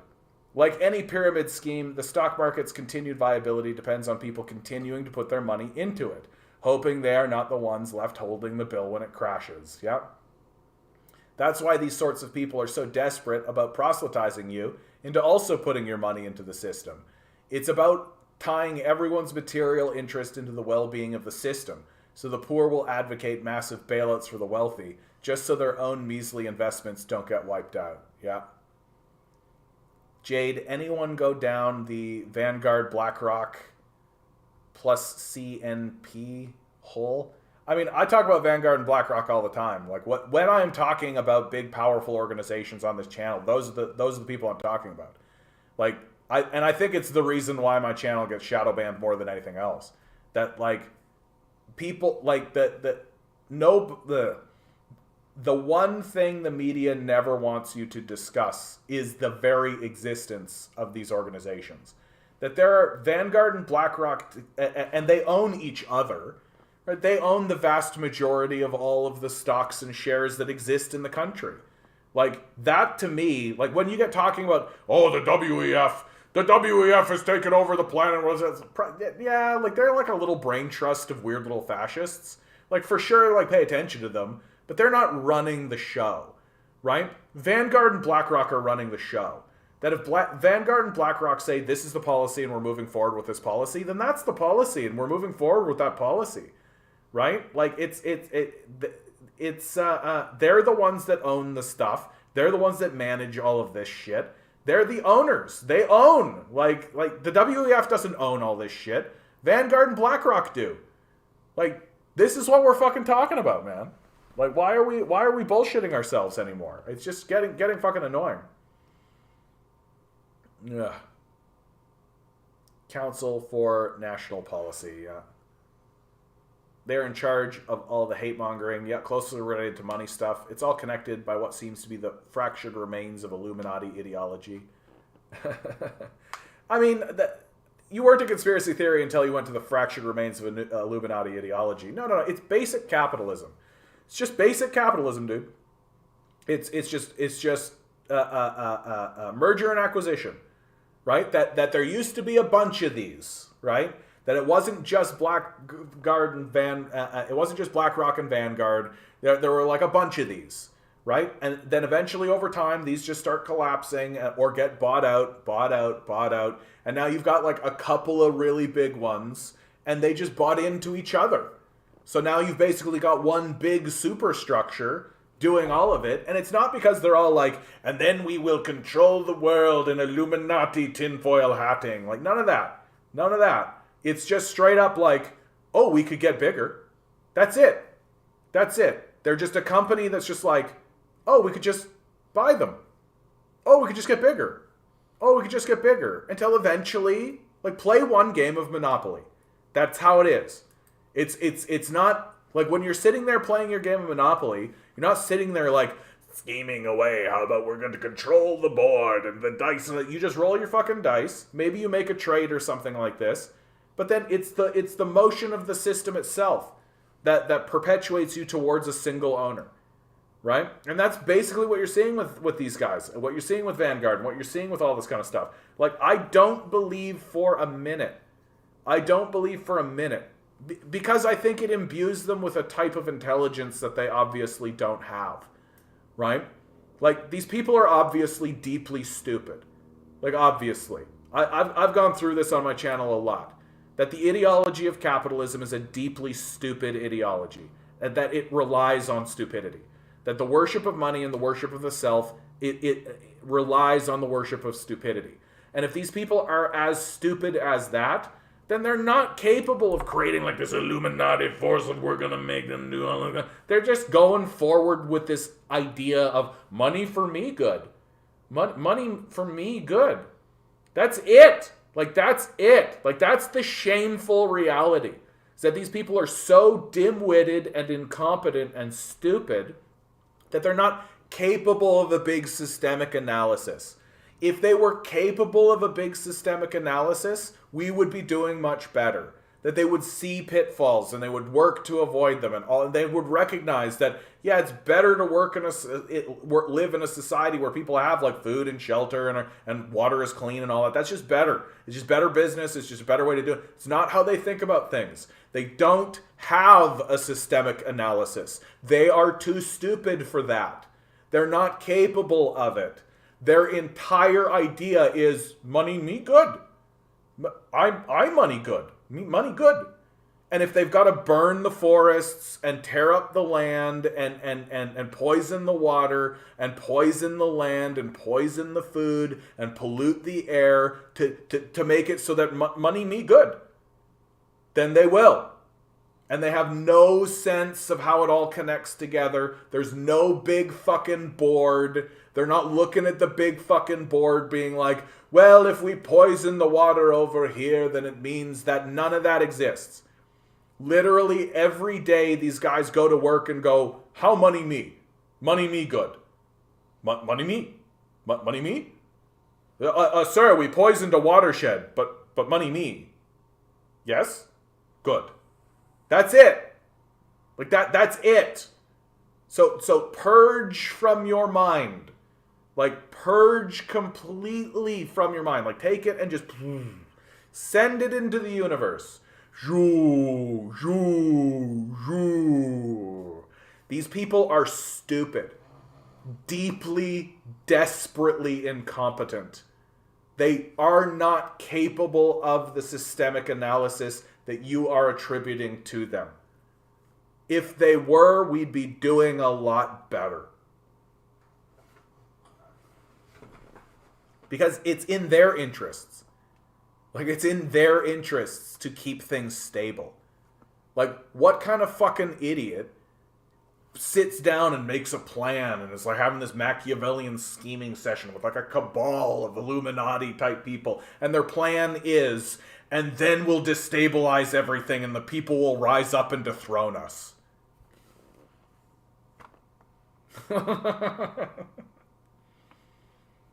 Transylvanian, I think the discussion about the worship of stupidity boils down to these people simply having a different ontological definition of intelligence than we do. If you have ever talked to a religious fundamentalist and asked them, how is this thing that God does or allows moral? It's the same thing. Moral. And they answer that everything God does is by definition moral. Well, it's basically the same thing. True believers in the capitalist cult define intelligence as that which results in the acquisition of money. Yeah, that's a really good point, Transylvanian. Right? Because it ties it all in and it ties it all together. That, like, they think that the acquisition of money at the cost of everything else is smart. Right? And it's just so fucking stupid it can't even be understood. Like, they've deceived themselves into believing that numbers on a screen matters more than drinkable water for their own children. Like, that's the thing that's crazy.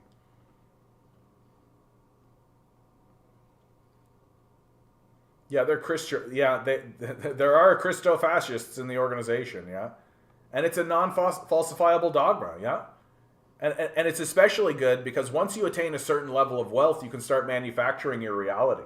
Right? Like you can literally become delusional on purpose. That you can just buy an island, propagate it with a bunch of teenage and underage girls, and just create like a little rape island. You can pay somebody to manage that for you, and you just exist and live on that island, siphoning wealth off from your slaves that you have. Right? You can do that if you get a certain level of money. We've seen it. We watched it happen. And you don't need to engage with reality. And anybody around you who tries to make you engage with reality, you can just be rid of them. And you can literally hire people to ensure that those people will never interact with you. So you make yourself delusional on purpose to exist in a reality of your own creation. Like in a way, it's like crazy sad that you're like living this hyper deluded life. It sounds super isolating. Isaac says, America insults the poor by giving them food stamps rather than cash to embarrass them and make sure everybody knows they're on welfare. Yeah. Like, why not just give out a basic income? Like, what's the, like, it's, oh no, they might spend it on drugs. Oh no. Like, I love it when capitalists pretend to be moral. That's my favorite. Is that when they try to take some kind of moralizing position, when they're the most reprehensible psychopaths in the world. Like, by far. And it's not, like, it is not close at all. That, like, a drug-addled, homeless person who robs somebody is still more moral than a banker. By a lot. It's, like, not close at all. Yeah. Company towns are so sad. Anybody seen Kapasanking? Ugh. Yeah. I remember the play Dry Lips How to Move to Kapasanking. That was hard. That was tough. Tinker X. Mexico nationalized its lithium and now USA is threatening them with tariffs, of course. And what have I always said, dude? What do I keep saying, Tinker? If all you do is sanction everybody, then you're the isolated one, right? Like, not only is China and the BRICS organization and and all these places working to isolate America, America is also working to isolate itself. Like, I said it earlier, and I'll say it again. Like, we continuously attribute a systemic analysis to the leaders of the Western world that they obviously do not have. Like, there is obviously nobody in their ranks at any level, certainly nobody who's being listened to, who is pointing out, hey, if you put sanctions on every single nation, aren't you the isolated one? Like, this is how desperately stupid these people are. Like, that at no level are they actually even analyzing the consequences of their own actions. Like, that's what's so crazy, that they're not even analyzing the consequences of their own actions. That they genuinely think that we're going to put these sanctions on and that'll crush them. We'll crush them. And, like, we're going to roll our military in and that'll crush them, and then that'll show them. Like, this is how they genuinely think about the world. And it's failing. And it's failing fast. Like, it's failing very, very fast. Faster than you'd like. And it's going to get, like, very aggressive. Like it's how it always goes, right? The ball starts rolling. The ball starts rolling. And then it's just going to... And it's just going to become a fucking fireball. And just... right through. And the consequences to the Western world are going to be dramatic. And the people who are in power are going to make a series of extremely stupid decisions very quickly. Like, that's the thing that I think people are not ready for. Like, think about who is in Congress right now. You're talking about guys like Matt Gaetz, like Marjorie Taylor Greene. You're talking about Lauren Boebert. right? And that's the Republican side, but the Democrats aren't much better, right? Like, these people are going to make a series of extremely stupid decisions very quickly. And we're all going to pay the consequences for it. Wait, who is Vanguard? Vanguard is a management fund, right? Just like BlackRock. And together they manage something like 80 to 90% of all the assets in America. Like, I mean, we can look them up.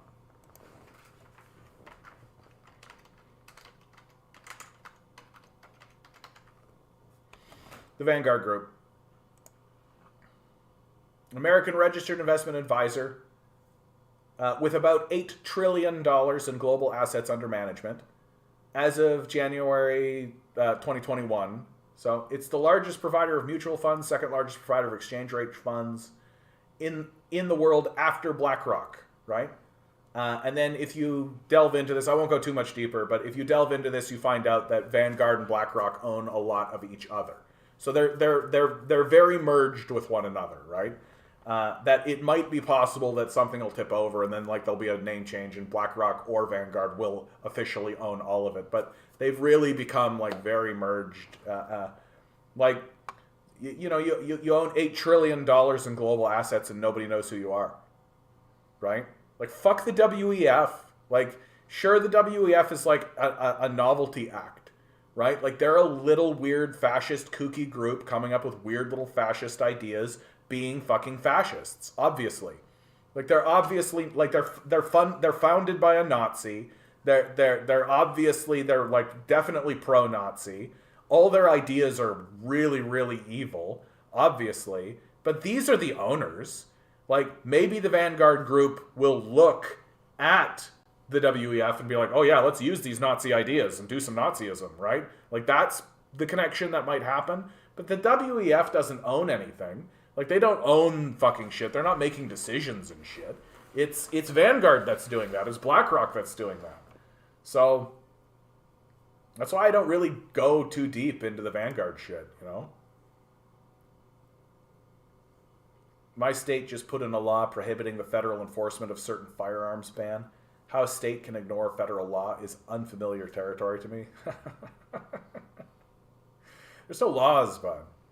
Like, there's no laws. Like, all we have now are threats. That's really all it is now. Like, there's no laws. It's not like if a state ignores a federal law that they hit a wall, right? That, like, they do it, and if the federal government decides to try to enforce it, then okay. But if the state just decides to do it and the federal government doesn't do anything about it because they lack the administrative power, because they've been so destroyed by like 40 years of anti-government rhetoric, like, this is how this is going to collapse. This is how these collapses are going to happen, right? That states are just going to begin acting as they are, which are abandoned state, like little, like the city of Los Angeles is just going to begin acting independently, and the state of California might say, hey, we have a law that you have to adhere to, and eventually the city of Los Angeles is just going to say, fucking enforce it. Fuck off. And that'll be the end of that. Like, that'll be the end of that. Right? That like the state of Texas is going to just start acting independently and doing what it thinks is right for itself. And the federal government is going to go, hey, we've got a law in here that you have to pay attention to. And Texas is going to go, fuck off. Well, it's the end of that, isn't it? Like, unless there's going to be some kind of actual enforcement that happens. But all we've been doing for the last 40 years is destroying federal government and destroying government institutions. They don't have the administrative authority or power to enforce anything anymore. Like, this is what's going to happen, is that the balkanization effect is going to take place. And that by the time states actually declare their independence and actually say we are independent, they will largely be acting that way already. Because the federal government won't have the administrative authority or power to enforce anything. And local state police forces will essentially be the military Like, the Texas police will be the Texas military, essentially, and the federal government will recede. Like, there's going to be a recession of the federal government. That Texas and California, like Louisiana, like all of these places, like Washington, D.C., like these places are just going to stop paying attention because there's no enforcement mechanism. Like, there's literally no enforcement mechanism. And it's especially true if you're a state that pays more than you get. Like, if you're a state that gets more than you pay, which is all the Republican states, then you have kind of an incentive to stay connected to the federal system. But if you're a state that pays a lot and doesn't get anything, you have no reason to pay attention to these people. And eventually you just stop paying. So, and you'll hear a lot of fucking rhetoric. Oh, we'll make sure that the enforcement of this thing happens and all this kind of stuff. It's like, no, you won't. You literally spent the last 40 years destroying the government system. You're not gonna fucking rebuild it. Like, that's not gonna happen. Who's even going to enlist? Like, the American military is already struggling to meet enlistment roles because everybody understands nobody wants to work for the Nazis. Right? Nobody wants to work for these fascist Nazis. Like, no one's interested in it. So it's already happening. That the whole thing is coming apart. And it's coming apart on a very basic principle. Just, I'm not going to participate in this. Like, I'm not joining the military. Are you? I don't have respect for military personnel. Do you?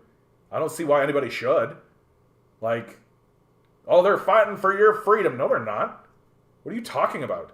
They're fighting for my freedom. They're just murdering people overseas and stealing their resources. It's obviously what they're doing. Like, that's not my fucking freedom. Transylvanian says, I mean, by establishing the Great Firewall, China, in a way, is saying that they are legitimately worried about protecting their people from Western brainwashing apps and social media platforms. Huh? Transylvanian. Could always rely on you, dude.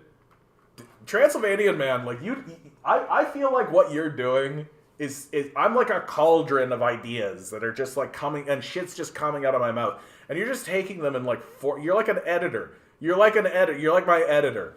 That I should just like spit all my shit through you, and then you'll be like, I can say that in 2 sentences. That it took you 20 minutes to say that, Jonathan? 2 sentences.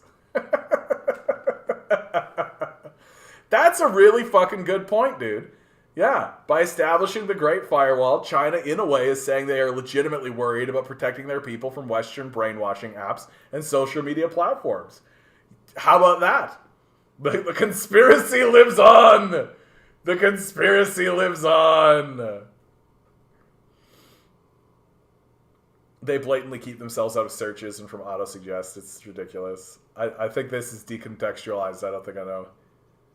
S&P 500 equals Vanguard. BlackRock, Blackstone, Vanguard, and Carlyle Group. Yeah, parasite bosses of politicians.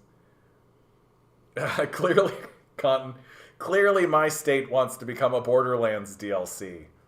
Borderlands 3, Adventures in Appalachian Anarchy. I don't know why I feel the need to talk about this right now, but I definitely do. I've been chatting with a woman online who lives in Nebraska. And I want to go visit her in Nebraska, but I don't want to go to the United States. But I do want to see her. So I'm torn.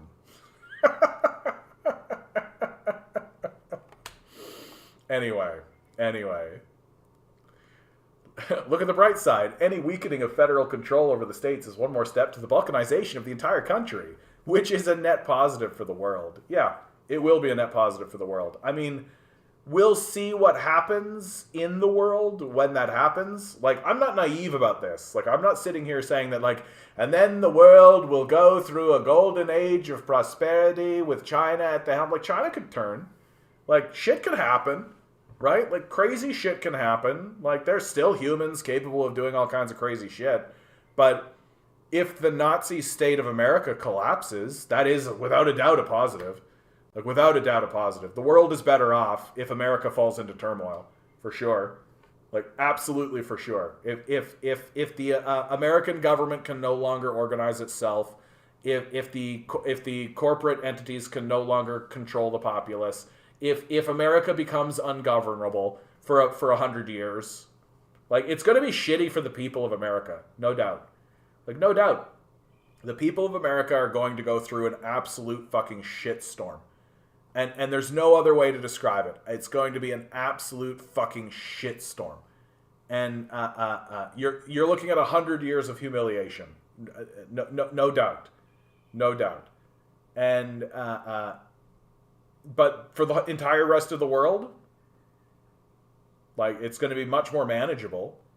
Like, the thing that I think places like China and Russia and India and these places will start getting concerned about more, like, we're going to enter like a period of piracy and a period of like privateering, where private mercenary groups are going to take the world stage. That the major concern for stable nations isn't actually going to be other nations, it's going to be private militaries, right? Like, that's the big concern. Like, if somebody like Bill Gates or Jeff Bezos takes his private military, just rolls it into the Congo, just blows people up and takes over a mine there, and starts mining it for his factories that he owns, like, which incidentally is a serious thing that 100% can and will happen. Like, what are you going to do? So you're going to have like nations and countries going to war against privately held and privately controlled militaries.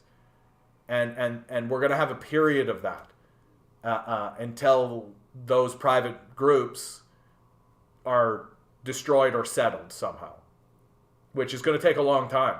Like, it's not going to be like the flipping of a switch.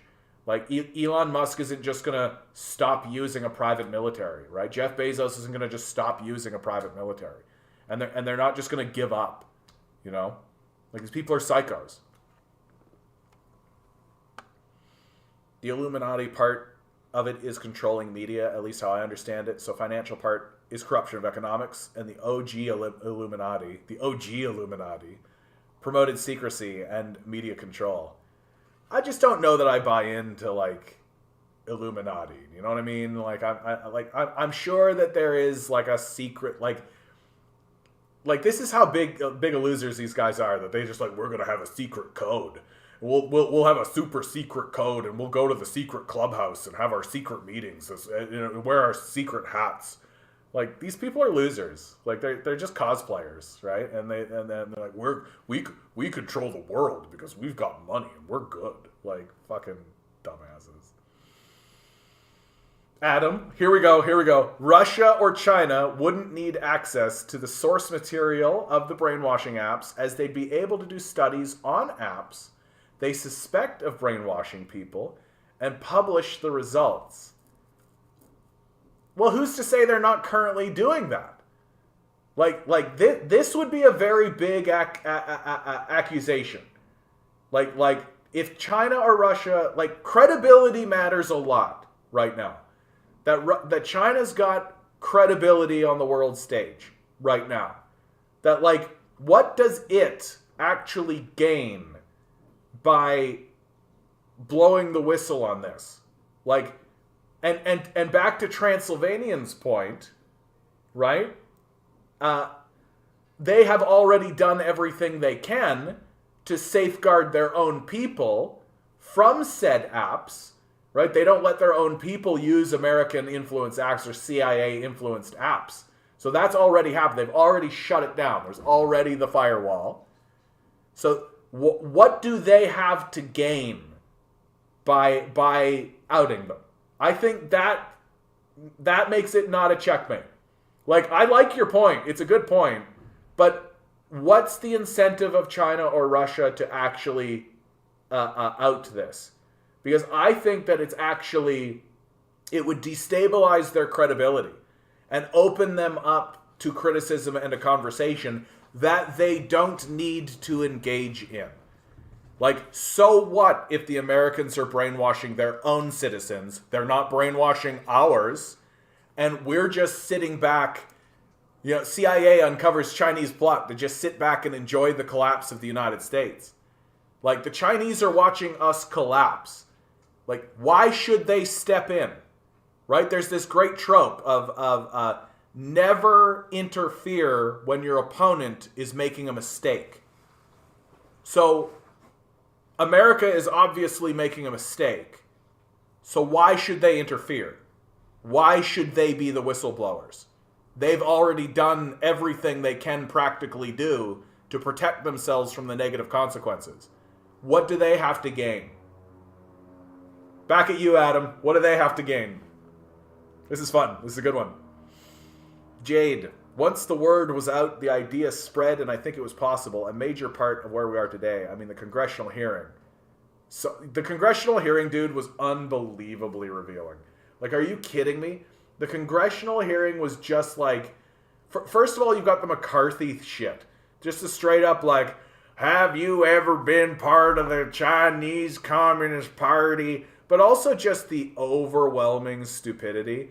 And I love the TikTok app, the TikTok videos that I saw on this, where people were taking the piss out of these people, man. And like that, like Dan Crenshaw looking like a fucking James Bond villain, saying the dumbest shit you've ever heard in your life. And these people are like, and here's the thing that nobody is actually pointing out, is that TikTok, all of the information that comes from TikTok and that goes through TikTok goes through a server that is in California. It's called Oracle. So it's not even a Chinese-based server. The Chinese don't even have access to the server. That the Chinese created the program, sold it to the Americans, and yeah, there's some Chinese investors. Sure, and the narrative is like, the Chinese investors are actually CCP spies. And like just this dumb, low energy, just absolutely dumb position that they have to take. Because the whole point of going through the TikTok ban is to eliminate the biggest media threat on the market, and also continue allowing the market to exist for fucking Facebook. Right? That exists too. Like, it would benefit Facebook a great deal if TikTok no longer existed. Trump is apparently associated with that C and P thing. Yeah, of course. Can the dollar remain if the feds dissolve? If we are going to balkanize, then the one thing that really binds the USA needs to become less than worthless. Well, the dollar is... I think it's going to be the reverse of that. The dollar is going to plummet in value. Like, it's going to plummet in value. No one's going to want it. Like, the trouble with what's going on in America is that they have replaced a real economy with a fake economy. And that fake economy is the financial system. And the game that they've been playing for decades now has been, we've got dollars. We'll give you dollars, you give us stuff. And so what that means is that America has not had to manufacture or produce anything meaningful for decades now. And they literally gutted their manufacturing base and sent their manufacturing base over to China and overseas. They like gutted themselves and then started trading dollars for stuff. And the rest of the world now is getting to be like, we don't really need these dollars anymore. Like, our own currencies are stable. Our own currencies are building up in value. We are building up a reputation of being the manufacturers of the world and building stuff and having our own thing. So we don't really need your dollars. Do you have any stuff? And America's going to go, we've got dollars. And they're going to be, okay, but we can't buy anything with your dollars. And in fact, we don't really trust your dollars because you keep using your fucking military to blow our shit up. And we don't really want your dollars. Like, do you have any stuff? Do you have anything worth trading? And America is just going to go, well, no. And they're going to be, well, then we don't fucking want your dollars. And so the dollar is just going to plummet in value because literally the vast majority of the entire populace of the planet is going to say these dollars are worthless. Because guess what, guys? They are. Like, they are worthless. The American dollar gets you fuck all. It gets you fucking nothing. Because we don't make anything. We don't build anything. We don't manufacture anything. We don't even give a shit about our own people. Like, we don't give a shit at all about our own people. We're not even using our dollars to improve the quality of life for our own citizens. Like, what makes you think that some people in China want it? and like it's so the value of the dollar is going to plummet dramatically, and it's going to happen really quickly too. I think that's the part about it, that it's going to happen super super quickly. And once that starts to happen, more and more people are really going to start asking themselves, what are we doing here? What is this that we're doing? Right? And the voices that we've been listening to for the last decade, the Shapiros and the Petersons and the Crowders and these guys, we're going to look back and we're going to listen to them with a 2020 vision with what is happening in the world, and we're going to recognize immediately, oh, these guys are fascists. Like, it's going to be very clear and apparent. Like, it's going to be very clear and apparent to us that, like, oh, these are the guys that we've actually been taking seriously, and they're, like, Nazi adjacent at least. Like, it's going to be very clear to us.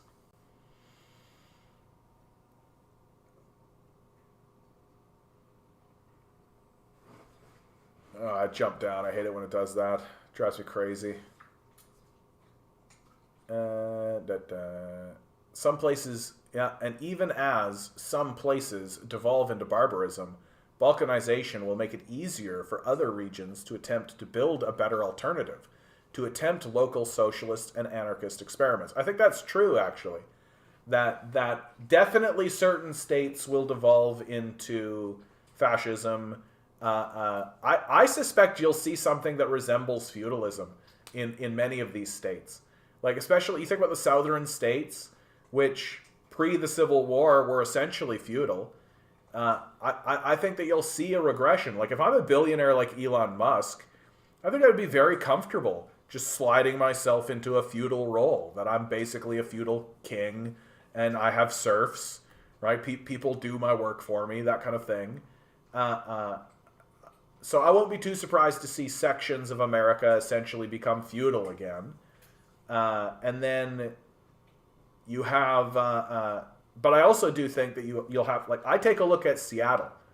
Seattle is the place that I look at, that as this process begins, because Seattle, like, they were the place that actually put in a $15 minimum wage. They are the place where they're electing mayors and electing officials that are actually talking a socialist game. You're actually seeing that kind of thing throughout Seattle, Washington. And I suspect that as this process continues, that should there be an attempt to do like a local socialist or anarchist experiment, Seattle, Washington would be the place that I would expect it to happen, or at least take a stab at it. And then some states will just continue being neoliberal. I think that's California. Like, I think California will just say, oh, we're just better off just removing ourselves and isolating ourselves from this shit show, that we're the third largest economy on the continent. We could just do it alone. We don't need to negotiate with the federal government. We don't need to negotiate with all that kind of stuff. But they'll just continue moving forward like as neoliberals, essentially. And which is why I tend to take a look at like the cities like San Francisco, Los Angeles, and I start to see them more as city-states, because that I think that there will be an internal balkanization that happens, that like Los Angeles will just become its own entity, and San Francisco will just become its own entity, because neoliberals are psychos, and like they're Nazi adjacent too. Like, they're not capable, and again, they don't really have the capability to have a systemic analysis, and so it will devolve further down the chain. And it's completely possible that states will just break apart internally. Like, I think that's completely possible. Yet something that isn't possible as long as the federal government can crush you with the iron fist if you as a community try to establish a radically different way of doing things to what they allow. Yeah, but they're going to lose this war. Like, that to me is the thing that is like pretty straightforward in my view, that what the federal government is doing is it's taking its military and it's throwing it against the wall of adventurism internationally, and it's going to lose. Like, and so the idea that it's going to lose a bunch of resources, men, and then come home and be capable of maintaining control here when it can't control like unarmed people living in deserts. You know, like it just doesn't fly. Like the American people are going to be ungovernable. Like that's the thing that I think is going to happen. That the federal government it might try to rule with an iron fist, but it's not going to succeed. Like it's just going to end up being like an oppressor. It's going to essentially you'll have an oppressive army oppressing its own nation.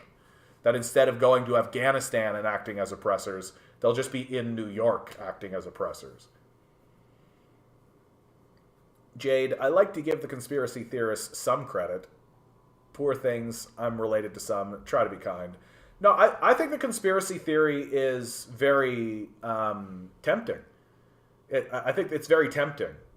And I think it really does come down to people find it far more comfortable to believe that that someone's in control. Even if it's like an evil cabal, right? Even if it's some like Spectre-style organization who are planning world events. I think people find that to be more comforting than what is actually the truth, which is that nobody's in control of this. Like, there is no overmind. There is no plan. That everybody who's in a position of like power and planning is kind of just interested in their own little pocket of it, and they struggle to maintain even that, right? Like it's not easy to be the leader of like China. It's not easy to be the leader of Russia. It's not easy to be the leader of these places, and they barely do it to begin with. It's all kind of being done by sort of a mass collective consensus that you can lose control of, right? And that America will lose control of. And so the idea that like there's a layer of people who are actually in like a Machiavellian way controlling world events and all that, I think it's just very comfortable when compared to what is true, which is that no one's in charge. We are just kind of making it all up as we go along, which is why consistency, stability, and credibility are what's the most important in the world. That other nations need to know that you're not crazy.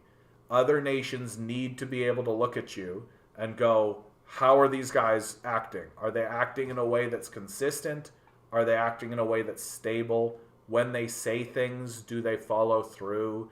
Are they credible? Do we believe them? Right? Like, and if you're not acting that way, then we got to get away from you, man. We got to get away from you. Like, especially if you've like come into their territory and bombed the shit out of them before. Jade, I visit banks regularly for work, and they are so overworked and understaffed. It's ridiculous. I heard a girl say today they want to suck water out of a dry stone. Yeah, truer words. Yeah. Look, I don't know why this is a surprise anymore. If they could pay you nothing and get you to do all the work, they would do that. Like, that's who these people are. Isaac, former French President Jacques Chirac. First of all, we got to talk about this.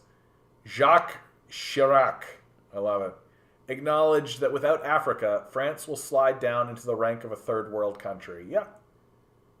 Like, all of them will. Like, all of them will. Like, there's no... America and capitalism. Capitalism never built prosperity. This is the great lie of the capitalist death cult.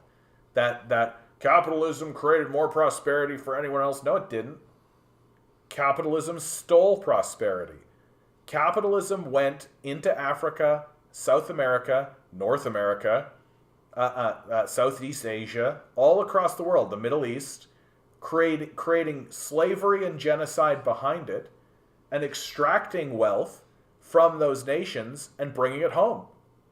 That's all it's ever done. It was never a system that generated prosperity. It always stole prosperity. That's what it did. And without it, without that mechanism of theft, all of them, all of the capitalist nations will slide into the rank of third world countries because the only systems they ever built were systems of extraction.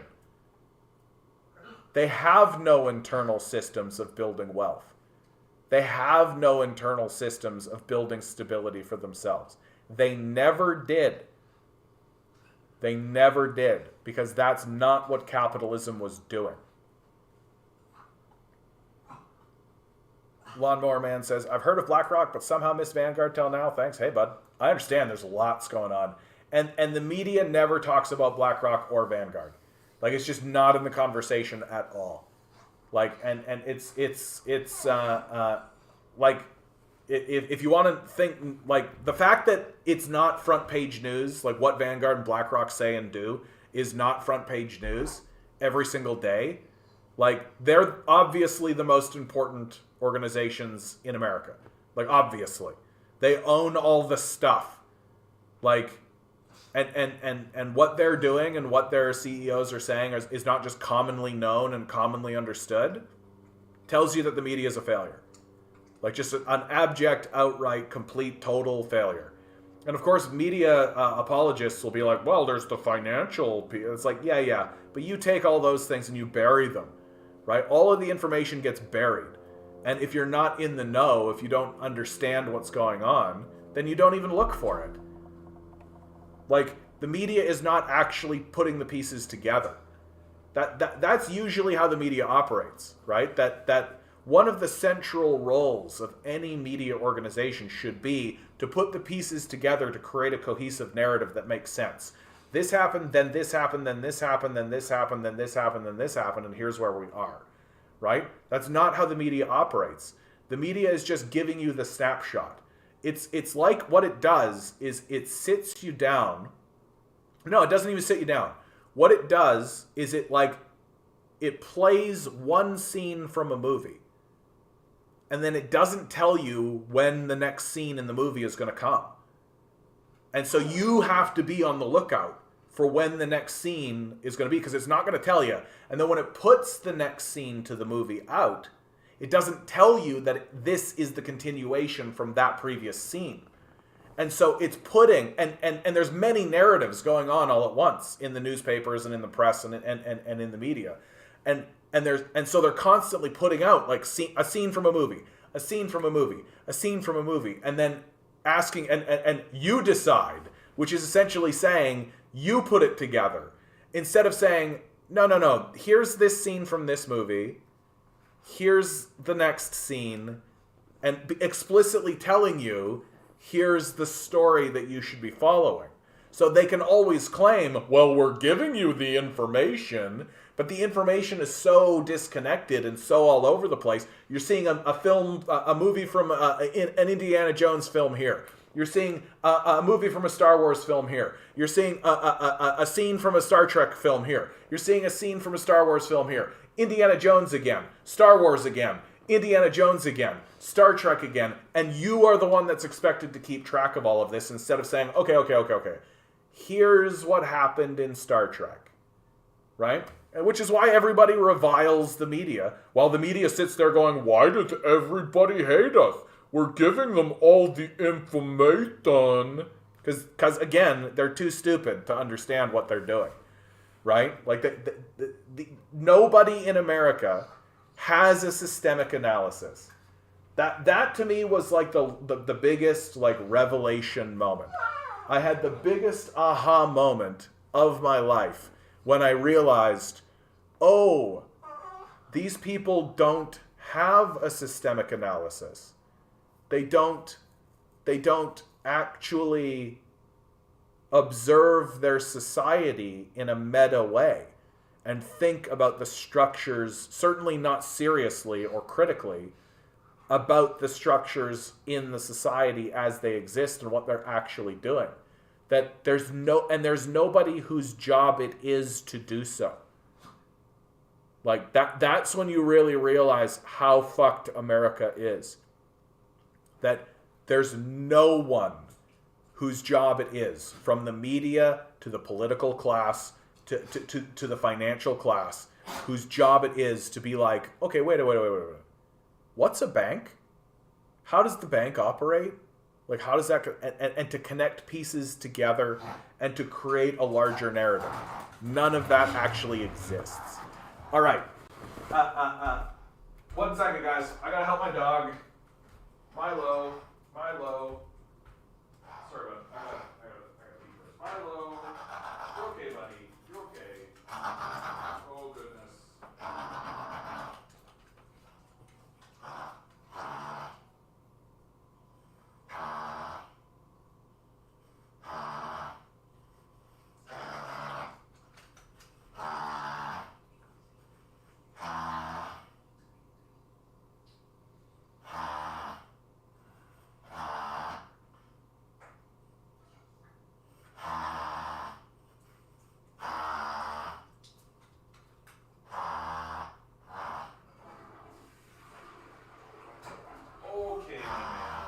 Okay, my man.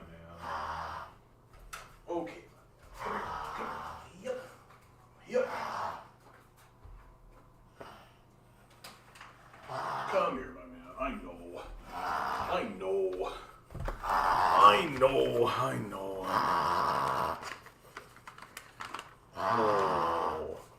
Oh.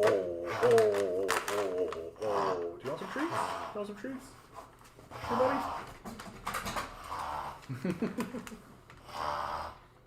Hey, buddy? You okay, buddy? You okay? Have a little snort? Oh, yeah. I see the treats come out and the snorts go away all of a sudden, right? Is that how it goes?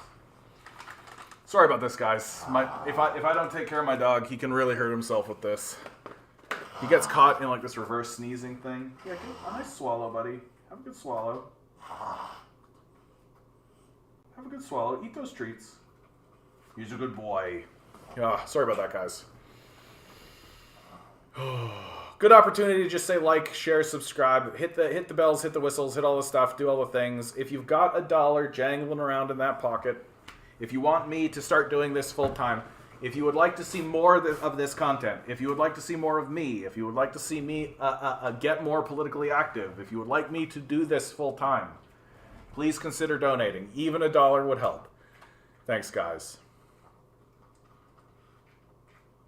Radio, good to see you, by the way, bud. I don't know if I've said hello. I, for one, wholly embrace the Chinese-Ukraine peace bid. Yeah, like, the world doesn't want this war to continue.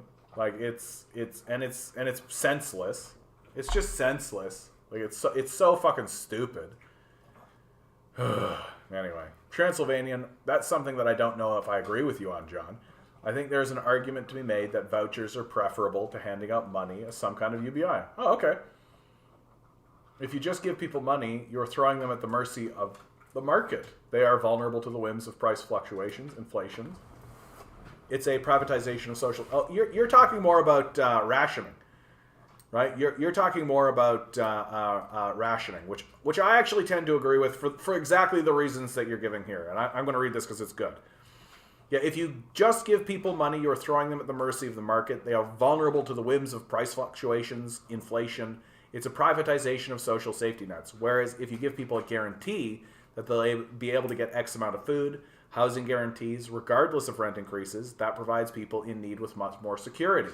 It also does not funnel the state's tax-funded social safety net money back into the pockets of corporations, landlords, etc. And even if the government has to negotiate to buy these goods and services, because they can, in theory, get better prices than an individual citizen because they have more negotiating leverage. Yeah, we should just give houses to people and tell landlords to get fucked. We should just give food to people and tell people to get fucked. Like, tell this ownership class to get totally fucked. I essentially agree with you, Transylvanian, because, like, you're right. Like, a basic income just funnels money. It's a subsidy for these people, these psychos, who should not be part of the system. Like, Generation says, read my city not enforcing laws. My city was one of the first to say it wouldn't enforce Ford's COVID curfews. Yeah. Like, fuck off, right? Kevin, don't know if I've ever seen you here before, Kevin. If I have, oh well, good to see you, bud. It seems like regardless of the party in power, conservative politics and ideology still ends up prevailing and being destructive. Does it take mass general strike to get anything done? Historically, yes. That the evidence shows us, historically, that the only thing that actually gets anything done ever is mass strikes and mass protest movements. That nothing else actually works. And it's for a very clear and very real reason. And which you somewhat acknowledge here, right? It seems like regardless of the party in power, conservative policies, ideology still ends up prevailing and being destructive. Because, I've said it a lot, I'll say it again, the conservatives and the liberals, and likely now the NDP, are all allies. That they all work in tandem with one another for the benefit of the capitalist class. That there is no socialist option. There is no leftist alternative.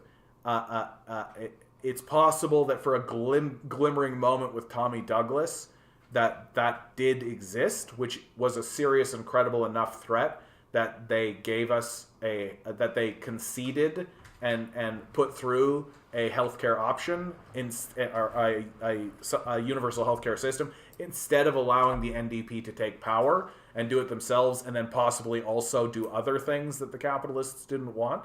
So it was always a concession. And now the NDP has given up on socialism. They have become essentially, I peg them as like a center-right party, because all of the parties are on the right. There is no left option, let alone socialist option.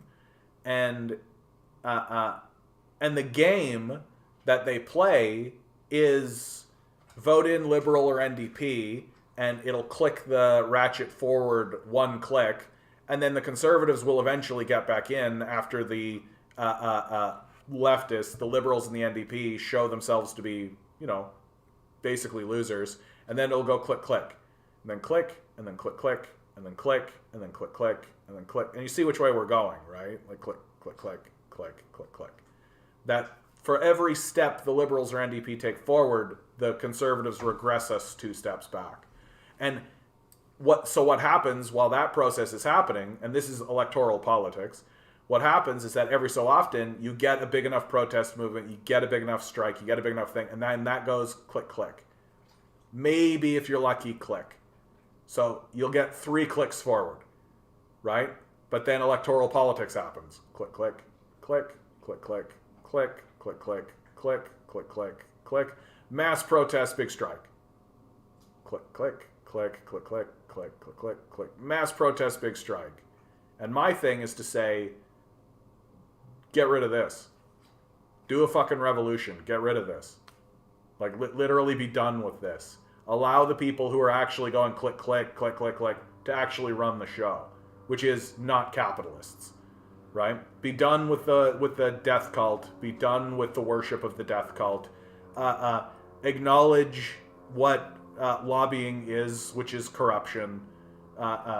Incarcerate people who engage in corruption. Like, real basic, simple shit. It's like if you have the choice between getting guaranteed state health insurance or just a bunch of money from the state and go buy your own.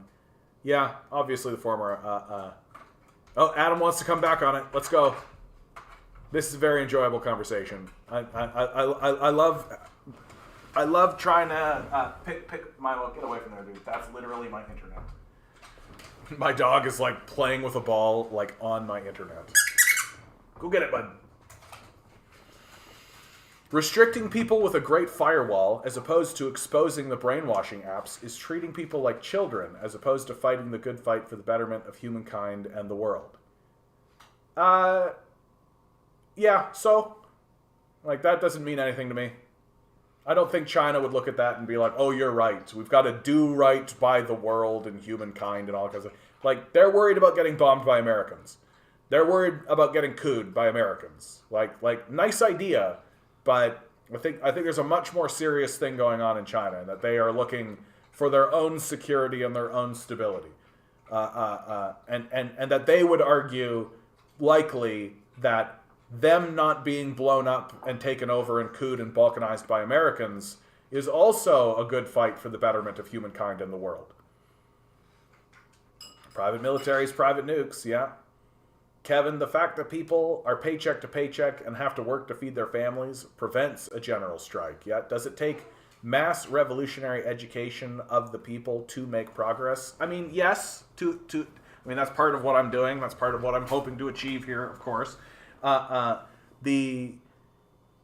Really, Kevin, if I was to really level it out with you, there is no more revolutionary force in the world than capitalism itself. That while, yes, educating people about communism, socialism, about these sorts of things, engaging in those discussions, I think, are important. All of this, when it comes to, well, how do we create a spark? How do we make the spark to actually get this thing going? Nothing is going to spark the people forward more than the actions of capitalism itself. That we don't really need to worry about when are the people going to rise up? The people are going to rise up at the right moment, because the system of capital will become so intolerable to them. And the only way the system of capital will be able to respond, the only way the death cult will be able to respond, is through acts of dramatic violence.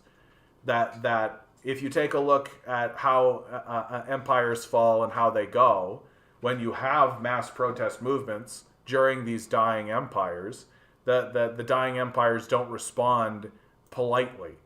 That you take a look at the Roman Empire and the Servile Wars, right? Like, that's Spartacus.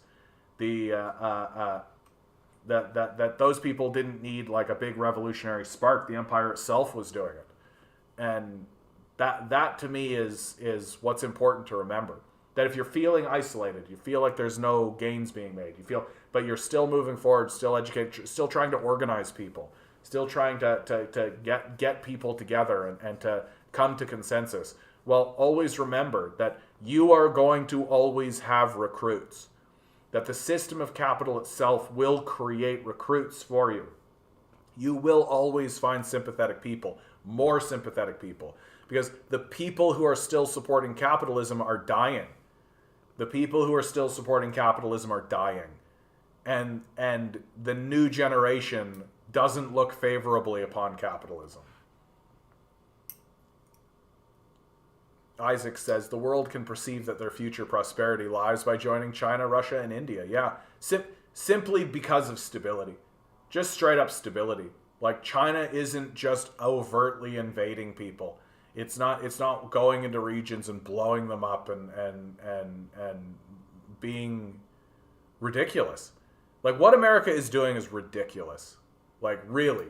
If you sit back and looked at it, if you were to lay out the world map and then give pieces to the American player and give pieces to the Russian player and give pieces to the Chinese player and the Indian player, like, the conclusion you would have to draw from how the American player was acting is that it's probably his first game and he doesn't know what he's doing. Like, really. That he's just being crazy. Like, and what America is doing is crazy. That it's not even attempting to secure a future for itself. Like, really. It's outright polluting and poisoning its own land in its mad pursuit for money, which it calls profit. That what profit is in the capitalist death cult is numbers on a screen. It's not breathable air, workable land, drinkable water. That's not profit. Money me good. Money me good.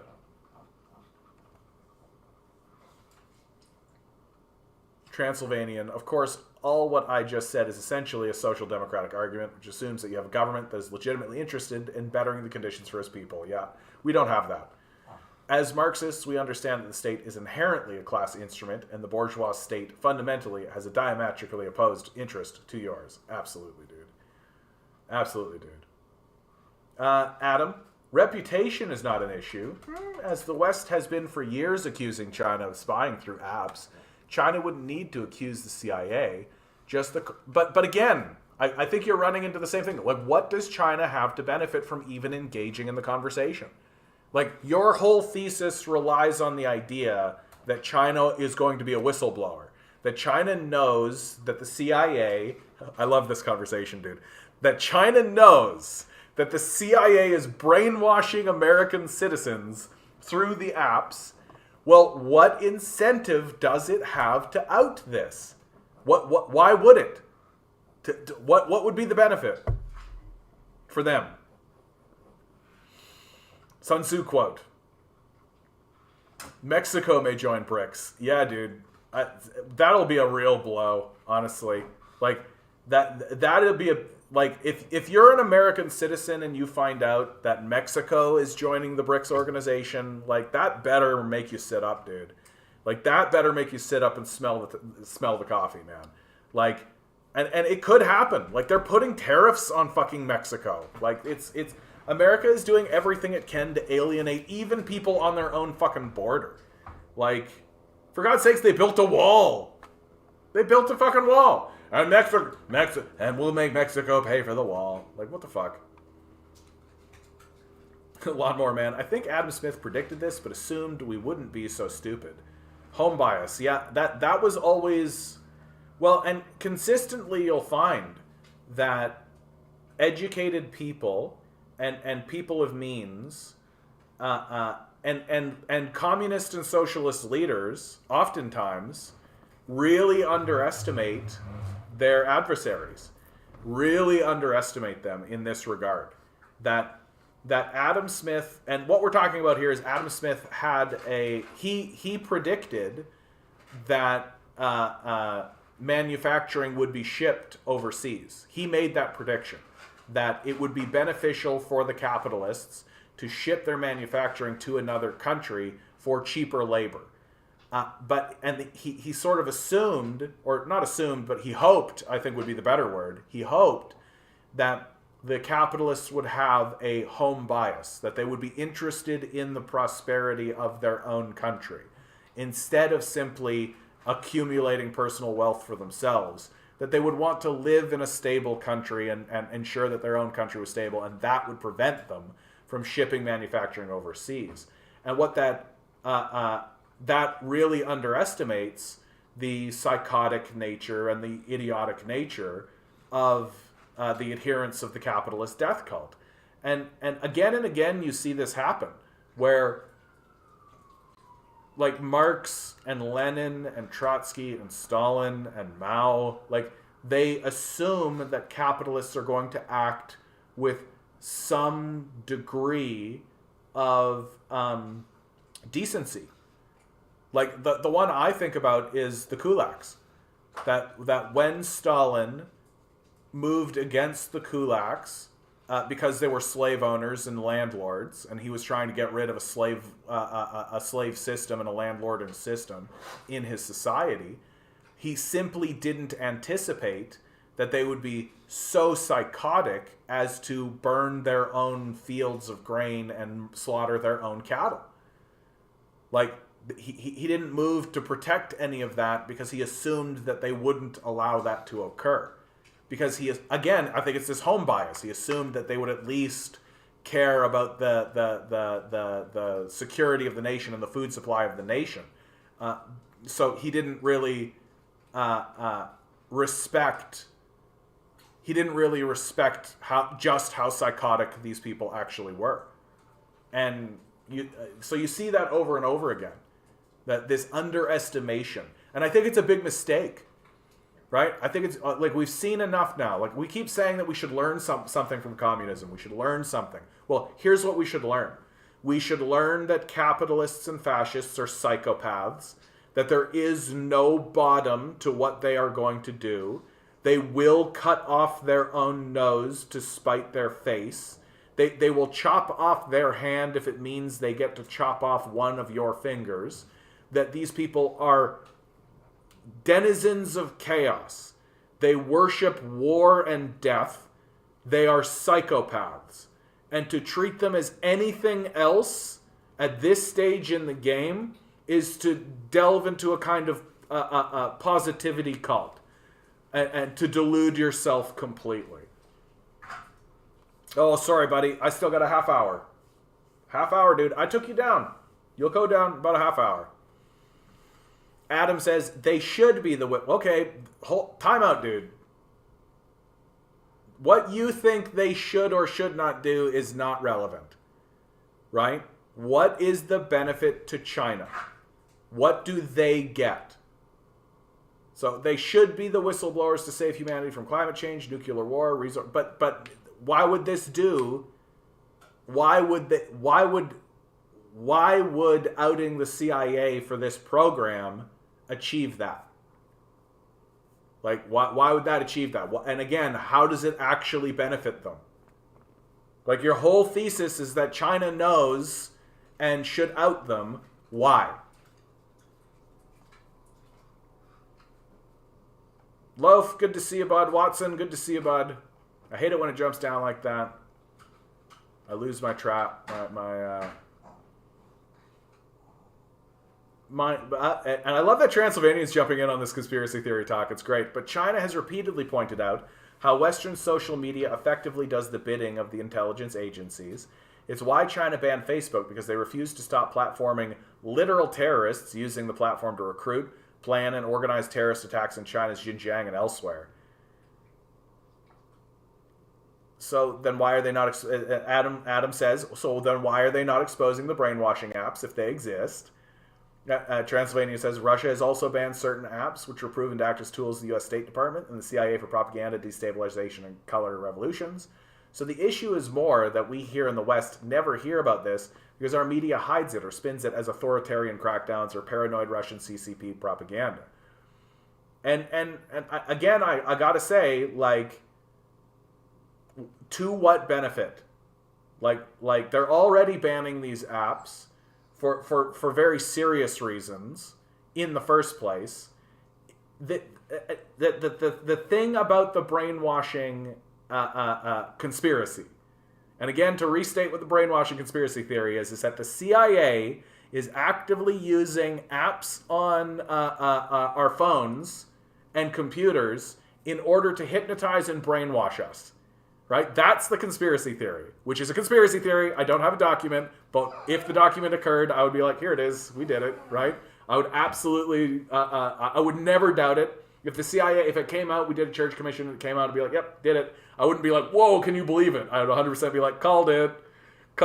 I'd have like clips of like 10 years of me talking about this very thing. And then I would pull out the thing and be like, and my followers would all be like, we did it, right? And then,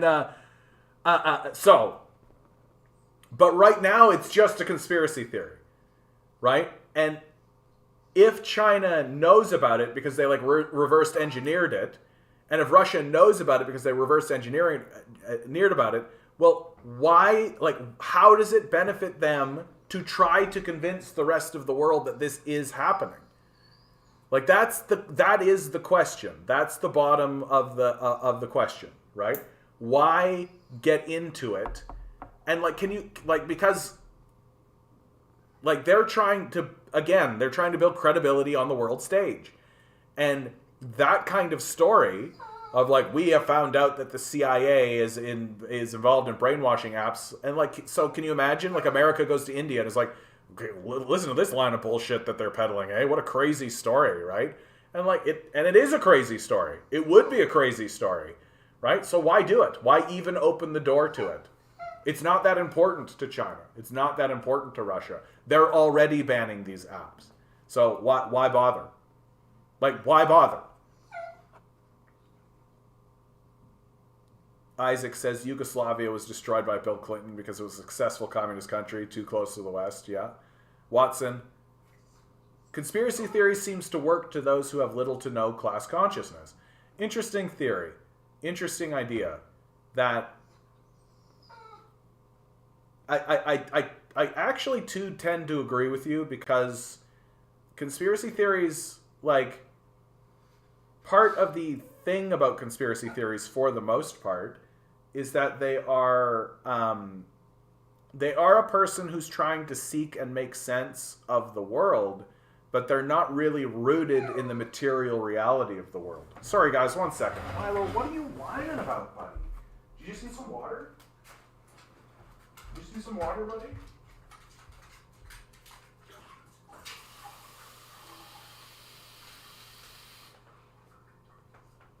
My guy, I can't take you down for another half hour, okay? So stop with the whining.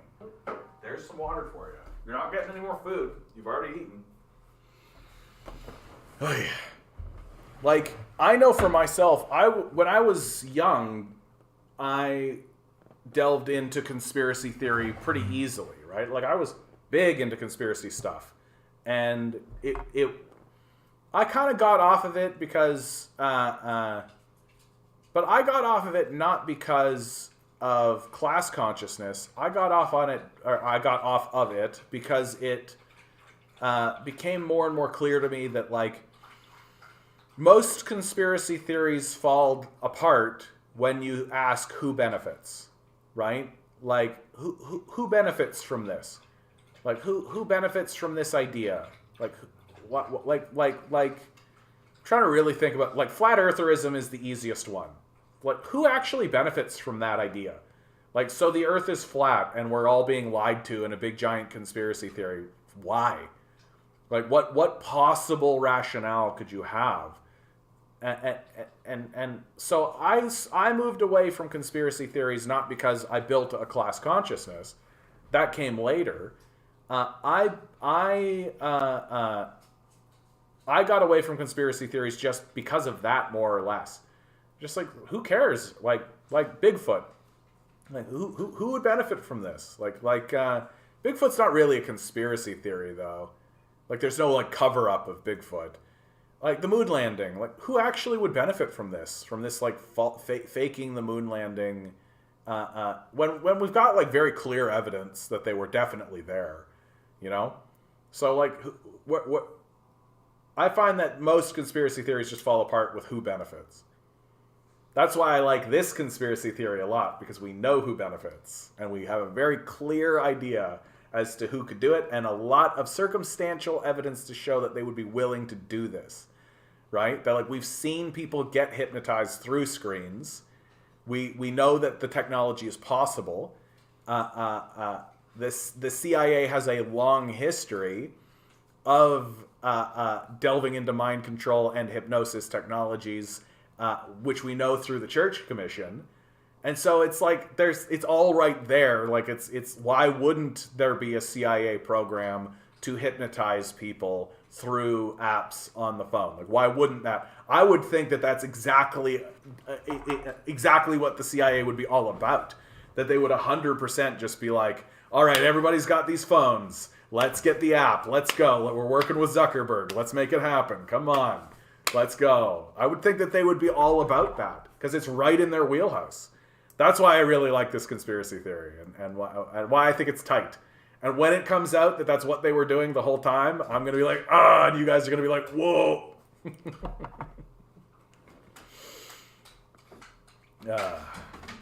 I believe like 1% of conspiracy theories, at least they're kind of on our side though. Cotton says, so long as my state can't afford to reliably enforce Christo-fascism because the dollar is worthless, then fine, it's worth it. What is scary is the dollar propping up a genuine local fascist network. Yeah, that's true, dude. Like, the local fascist networks are going to get really intense. Like, they're going to get really intense because they are going to really take advantage of something that young men have a lot of, which is rage. They're going to take advantage of a lot of rage. And their goal, the goal of fascists, is essentially to take rage and relocate it against like minority groups, right? At this stage, it's trans people. Trans people are really getting the brunt of it right now, and that's what fascists do, and that's why capitalists find them useful, because they take the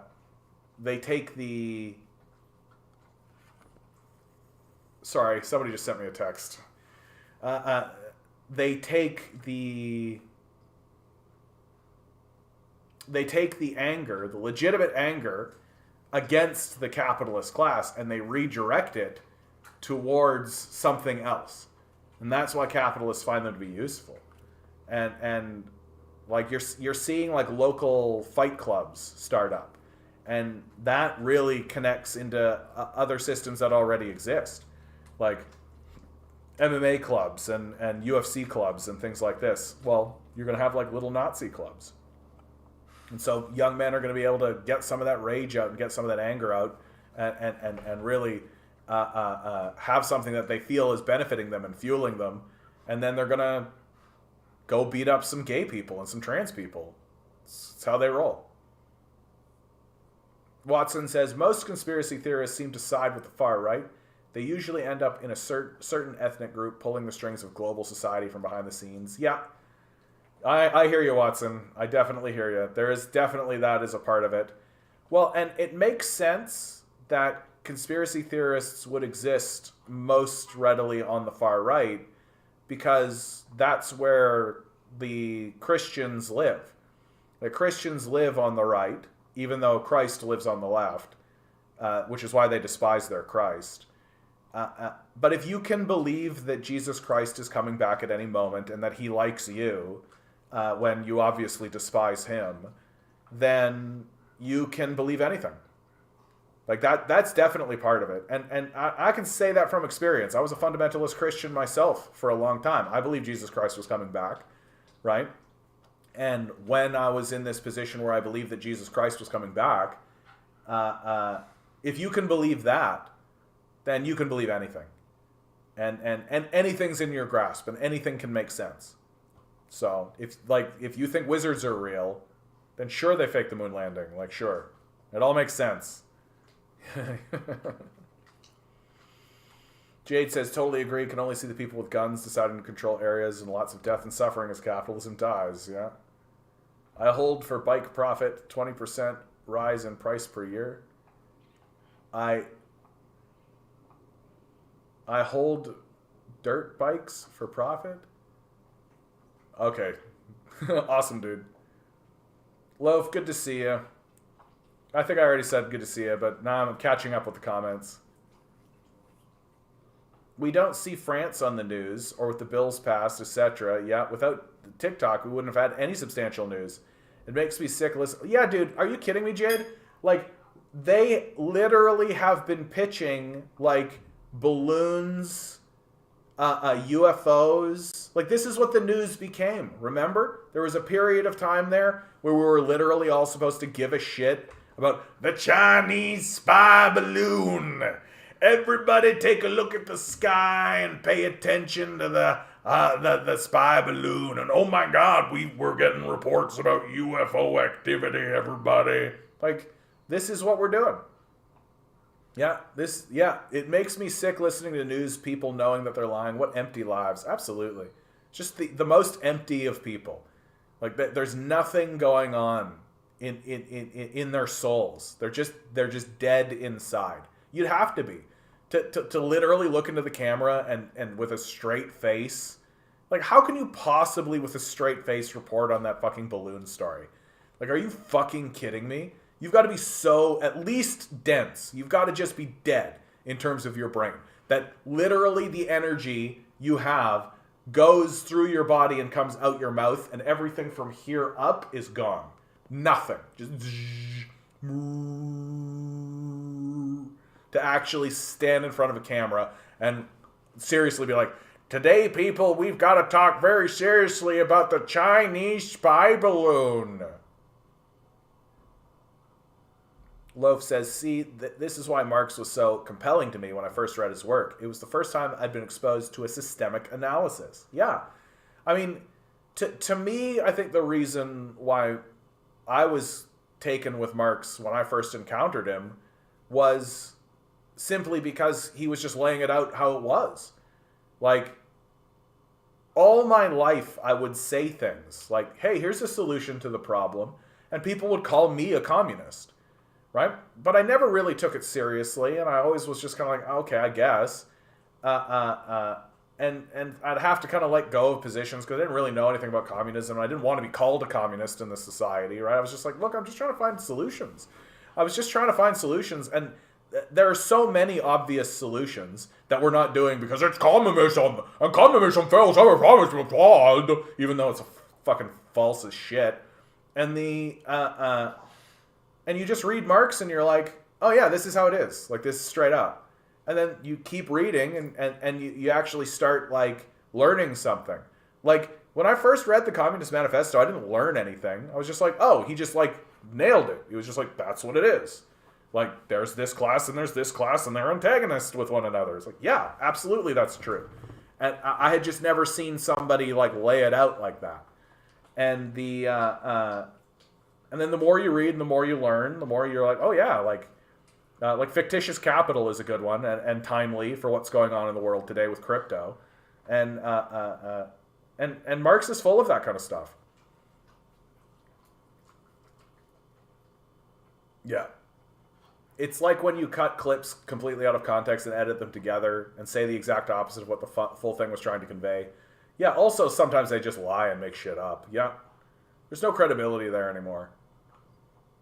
Jade says, I like to believe the possibility of things for fun. Like, imagine the beginning of travel equals the beginning of capitalism. Why we still talk about the invention of the wheel. Yeah, just for fun.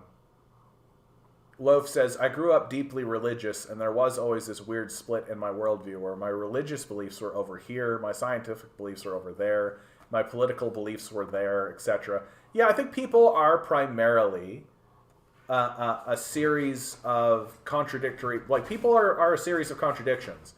It's very rare to find a person who is in full alignment, right? That people can have cognitive dissonance and believe things that contradict one another, because you have to get through the world somehow, and nobody has like a full-on everything's in complete total alignment and in a straight line. Like that's like the best people are trying to do that and are trying to be consistent, but most people do have contradictions. Like I think most boomers, most Christian boomers, are an inherent ball of contradictions. That the contradictions are, they're all attempting to be good Christians, good capitalists, and good people. And you can't be those three things. There is no such thing as a good Christian capitalist person. It doesn't exist. Because Christianity and capitalism are at odds with one another. The Christian fascists have chosen to be good capitalists with this veneer of Christianity on top of it, while being the most reprehensible people alive. So you can be a good Christian capitalist, but you can't be a good person, right? You can be a good capitalist and a good person, but you can't be a good Christian. You can be a good Christian and a good person, but you can't be a good capitalist. So you basically get to pick two, right? Go get it. Although I would argue that there's no such thing as a good capitalist.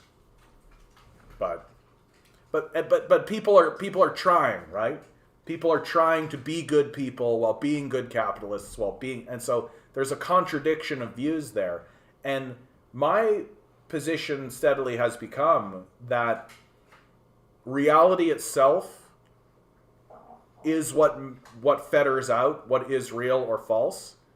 That your judgment of what is real matters less than reality's judgment of what is real. And that the basis of what we believe should be rooted in the material reality of what's around us. And so I think that everything else should just be discarded. So I don't really have what I would describe, I know it sounds like I do, but I don't really have what I would describe political beliefs. And I don't really have, I shouldn't say that I don't have them, but I don't attempt to defend political beliefs outside of everyone should have food and shelter. That to me just seems obvious. You know what I mean? I don't say everyone should have food and shelter because it's a political belief that I have. I say everybody should have food and shelter because that fucking makes sense. We are all randomly generated creatures, just spawned into reality. Nobody asks to be here. We're all here without our consent. We're literally all here because our parents had sex once. Right? Dude.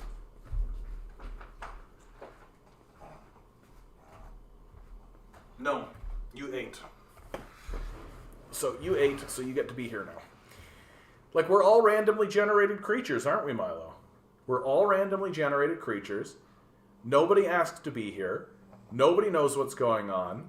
And the idea that we should erect a system that says to randomly generated people who are extremely vulnerable when they come in here, oh, by the way, you're going to have to work for some guy in order to justify your existence. What the fuck are you even talking about? If anything, I feel like my position is the banishment of other belief systems. That I am sitting here saying, look, reality just spawned us in. We should have food and shelter. Like, we should have basic subsistence. That any society that refuses to provide base subsistence for the people it professes to govern is a society that you can safely ignore on moral terms. That the only reason you need to follow the edicts of any society that's withholding food and shelter from you is through the threat of violence. That's all. That you're afraid of the violence that it will inflict upon you. And there's no other reason to think about it any other way. That everything else is just a kooky religious ideology that we need to banish. That we seriously need to banish. Because the material truth of our reality is that we don't know why we're here. We're just here.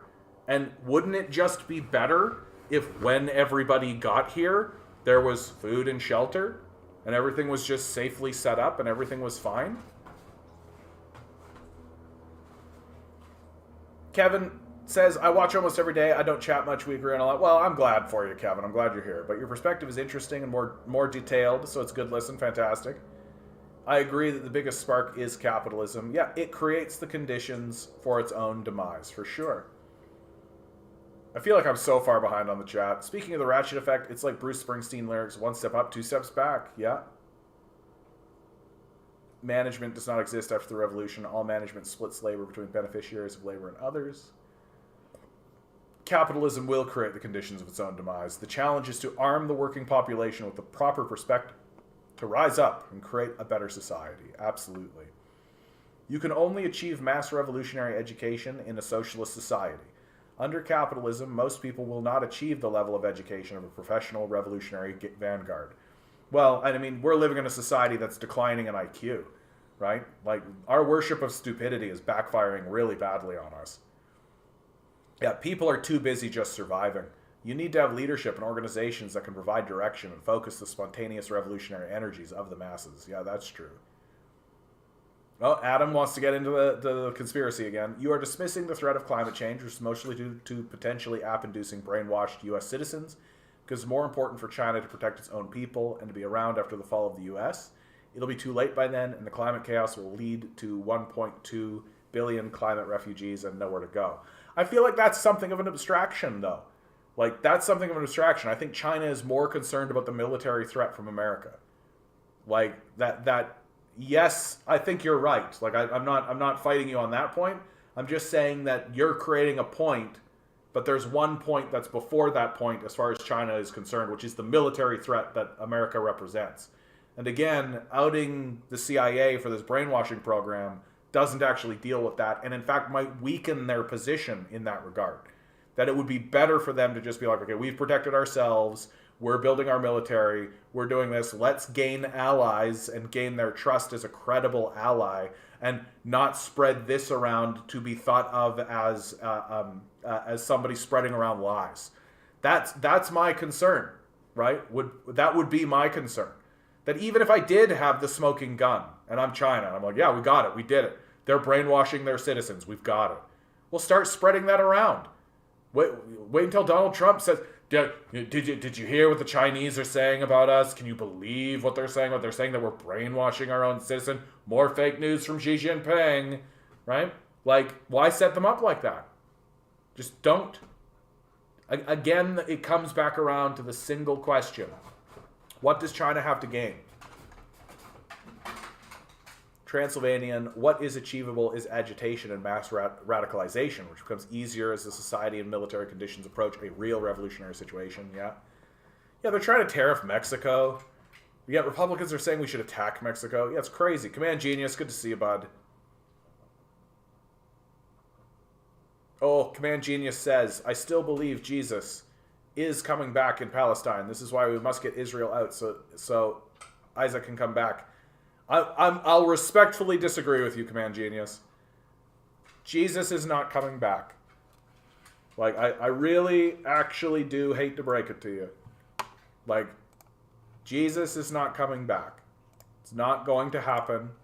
We're not going to see a moment where Christ is coming down from the sky. Any of that kind of stuff. It's just not going to happen. Like, I appreciate you as a person. I value your contributions, but I'm just here to level with you and tell you the truth. Christ's not coming back. We're on our own. There's not going to be a great divine intervention. There's not going to be somebody who comes down from the sky. And if there was somebody that came down from the sky, I would assume immediately that this was a CIA psyop. That the CIA would recruit a Jesus and have an event where Jesus came down from the sky in order to manipulate people who believe in that sort of thing. And that this guy would essentially be a CIA spook. That would be more or less my position on that. That magic's not real. It's highly unlikely that there was a wizard around 2,000 years ago casting spells. It's highly unlikely that this wizard was crucified and then came back to life of his own accord and then ascended into the clouds. And it's also highly unlikely that that wizard is just waiting for exactly the right time for things to just get so super bad that the wizard will come back and like slay dragons and shit and then right everything that's going on in the world. Like, from a narrative storytelling perspective, I value the story of Christ. I value the story of the Bible from a narrative storytelling perspective. I understand why it was written. I understand why the people of the day wrote it and the power that it had. Like, the Bible is a very powerful document. And especially once you recognize the society in which it was written. But I'm never going to go back to believing that magic is real and that wizards are going to come back to save anybody from anything. That we're alone. It is up to us. And we should create narratives, and we should create narrative structures, and we should create connections to narrative people like Jesus, to real people who exist. That you can see the story of Christ in somebody like Julian Assange. You can see the story of Christ in someone like Edward Snowden, in someone like Daniel Hale, right? You can see the story of Christ in these figures who exist. And so it doesn't diminish the power of Christ insofar as is a narrative that has potency and power. That the story of Christ is essentially the story of a good man who abided by the law and was killed by a fascist state in the most brutal way possible. And that fundamentally his resurrection stands for the very simple statement that you can kill the messenger, but you will never kill the message. And that his resurrection represents a resurrection of the idea that humanity can become better, that humanity can improve itself, that humanity can ascend beyond a Roman slave state that was openly, publicly crucifying people, that we can move past that. So that's the power of the story of Christ. And so I'm really trying to encourage you with as gentle a touch as I can, start moving away from this belief that a wizard's coming back at any moment now, when you're young. It's going to be better for you. You're going to make more friends. People are going to like you more. I look back on my childhood and I really see how I alienated everybody. And I was a very alienating figure. That I lost respect from people and I lost friendships and good people who I wish I had have known better. And I understand why that happened. I'm not regretting it. I'm not lamenting it. It's just the truth. That I allowed my belief in a wizard to get in the way of my friendship with people around me. And so I don't want you to befall the same fate. All right, guys, with that, my dog is like losing his shit. He needs to go down and take a pee for sure. So I gotta get going on that. I'm gonna see you all tomorrow. I'm glad you guys are out there in TikTok land. Good opportunity. Say like, share, subscribe, hit the bells, hit the whistles. If you have $1, please donate. Always remember, guys, each and every one of you is a quantum being walking around in quantum energy. The billionaires are donating hundreds of billions of dollars, spending hundreds of billions of dollars in the hopes you'll never realize it. You'll just stay the good little commodity they need you to be. Rebel. Revolt. Repent. Good luck. We're going to need it.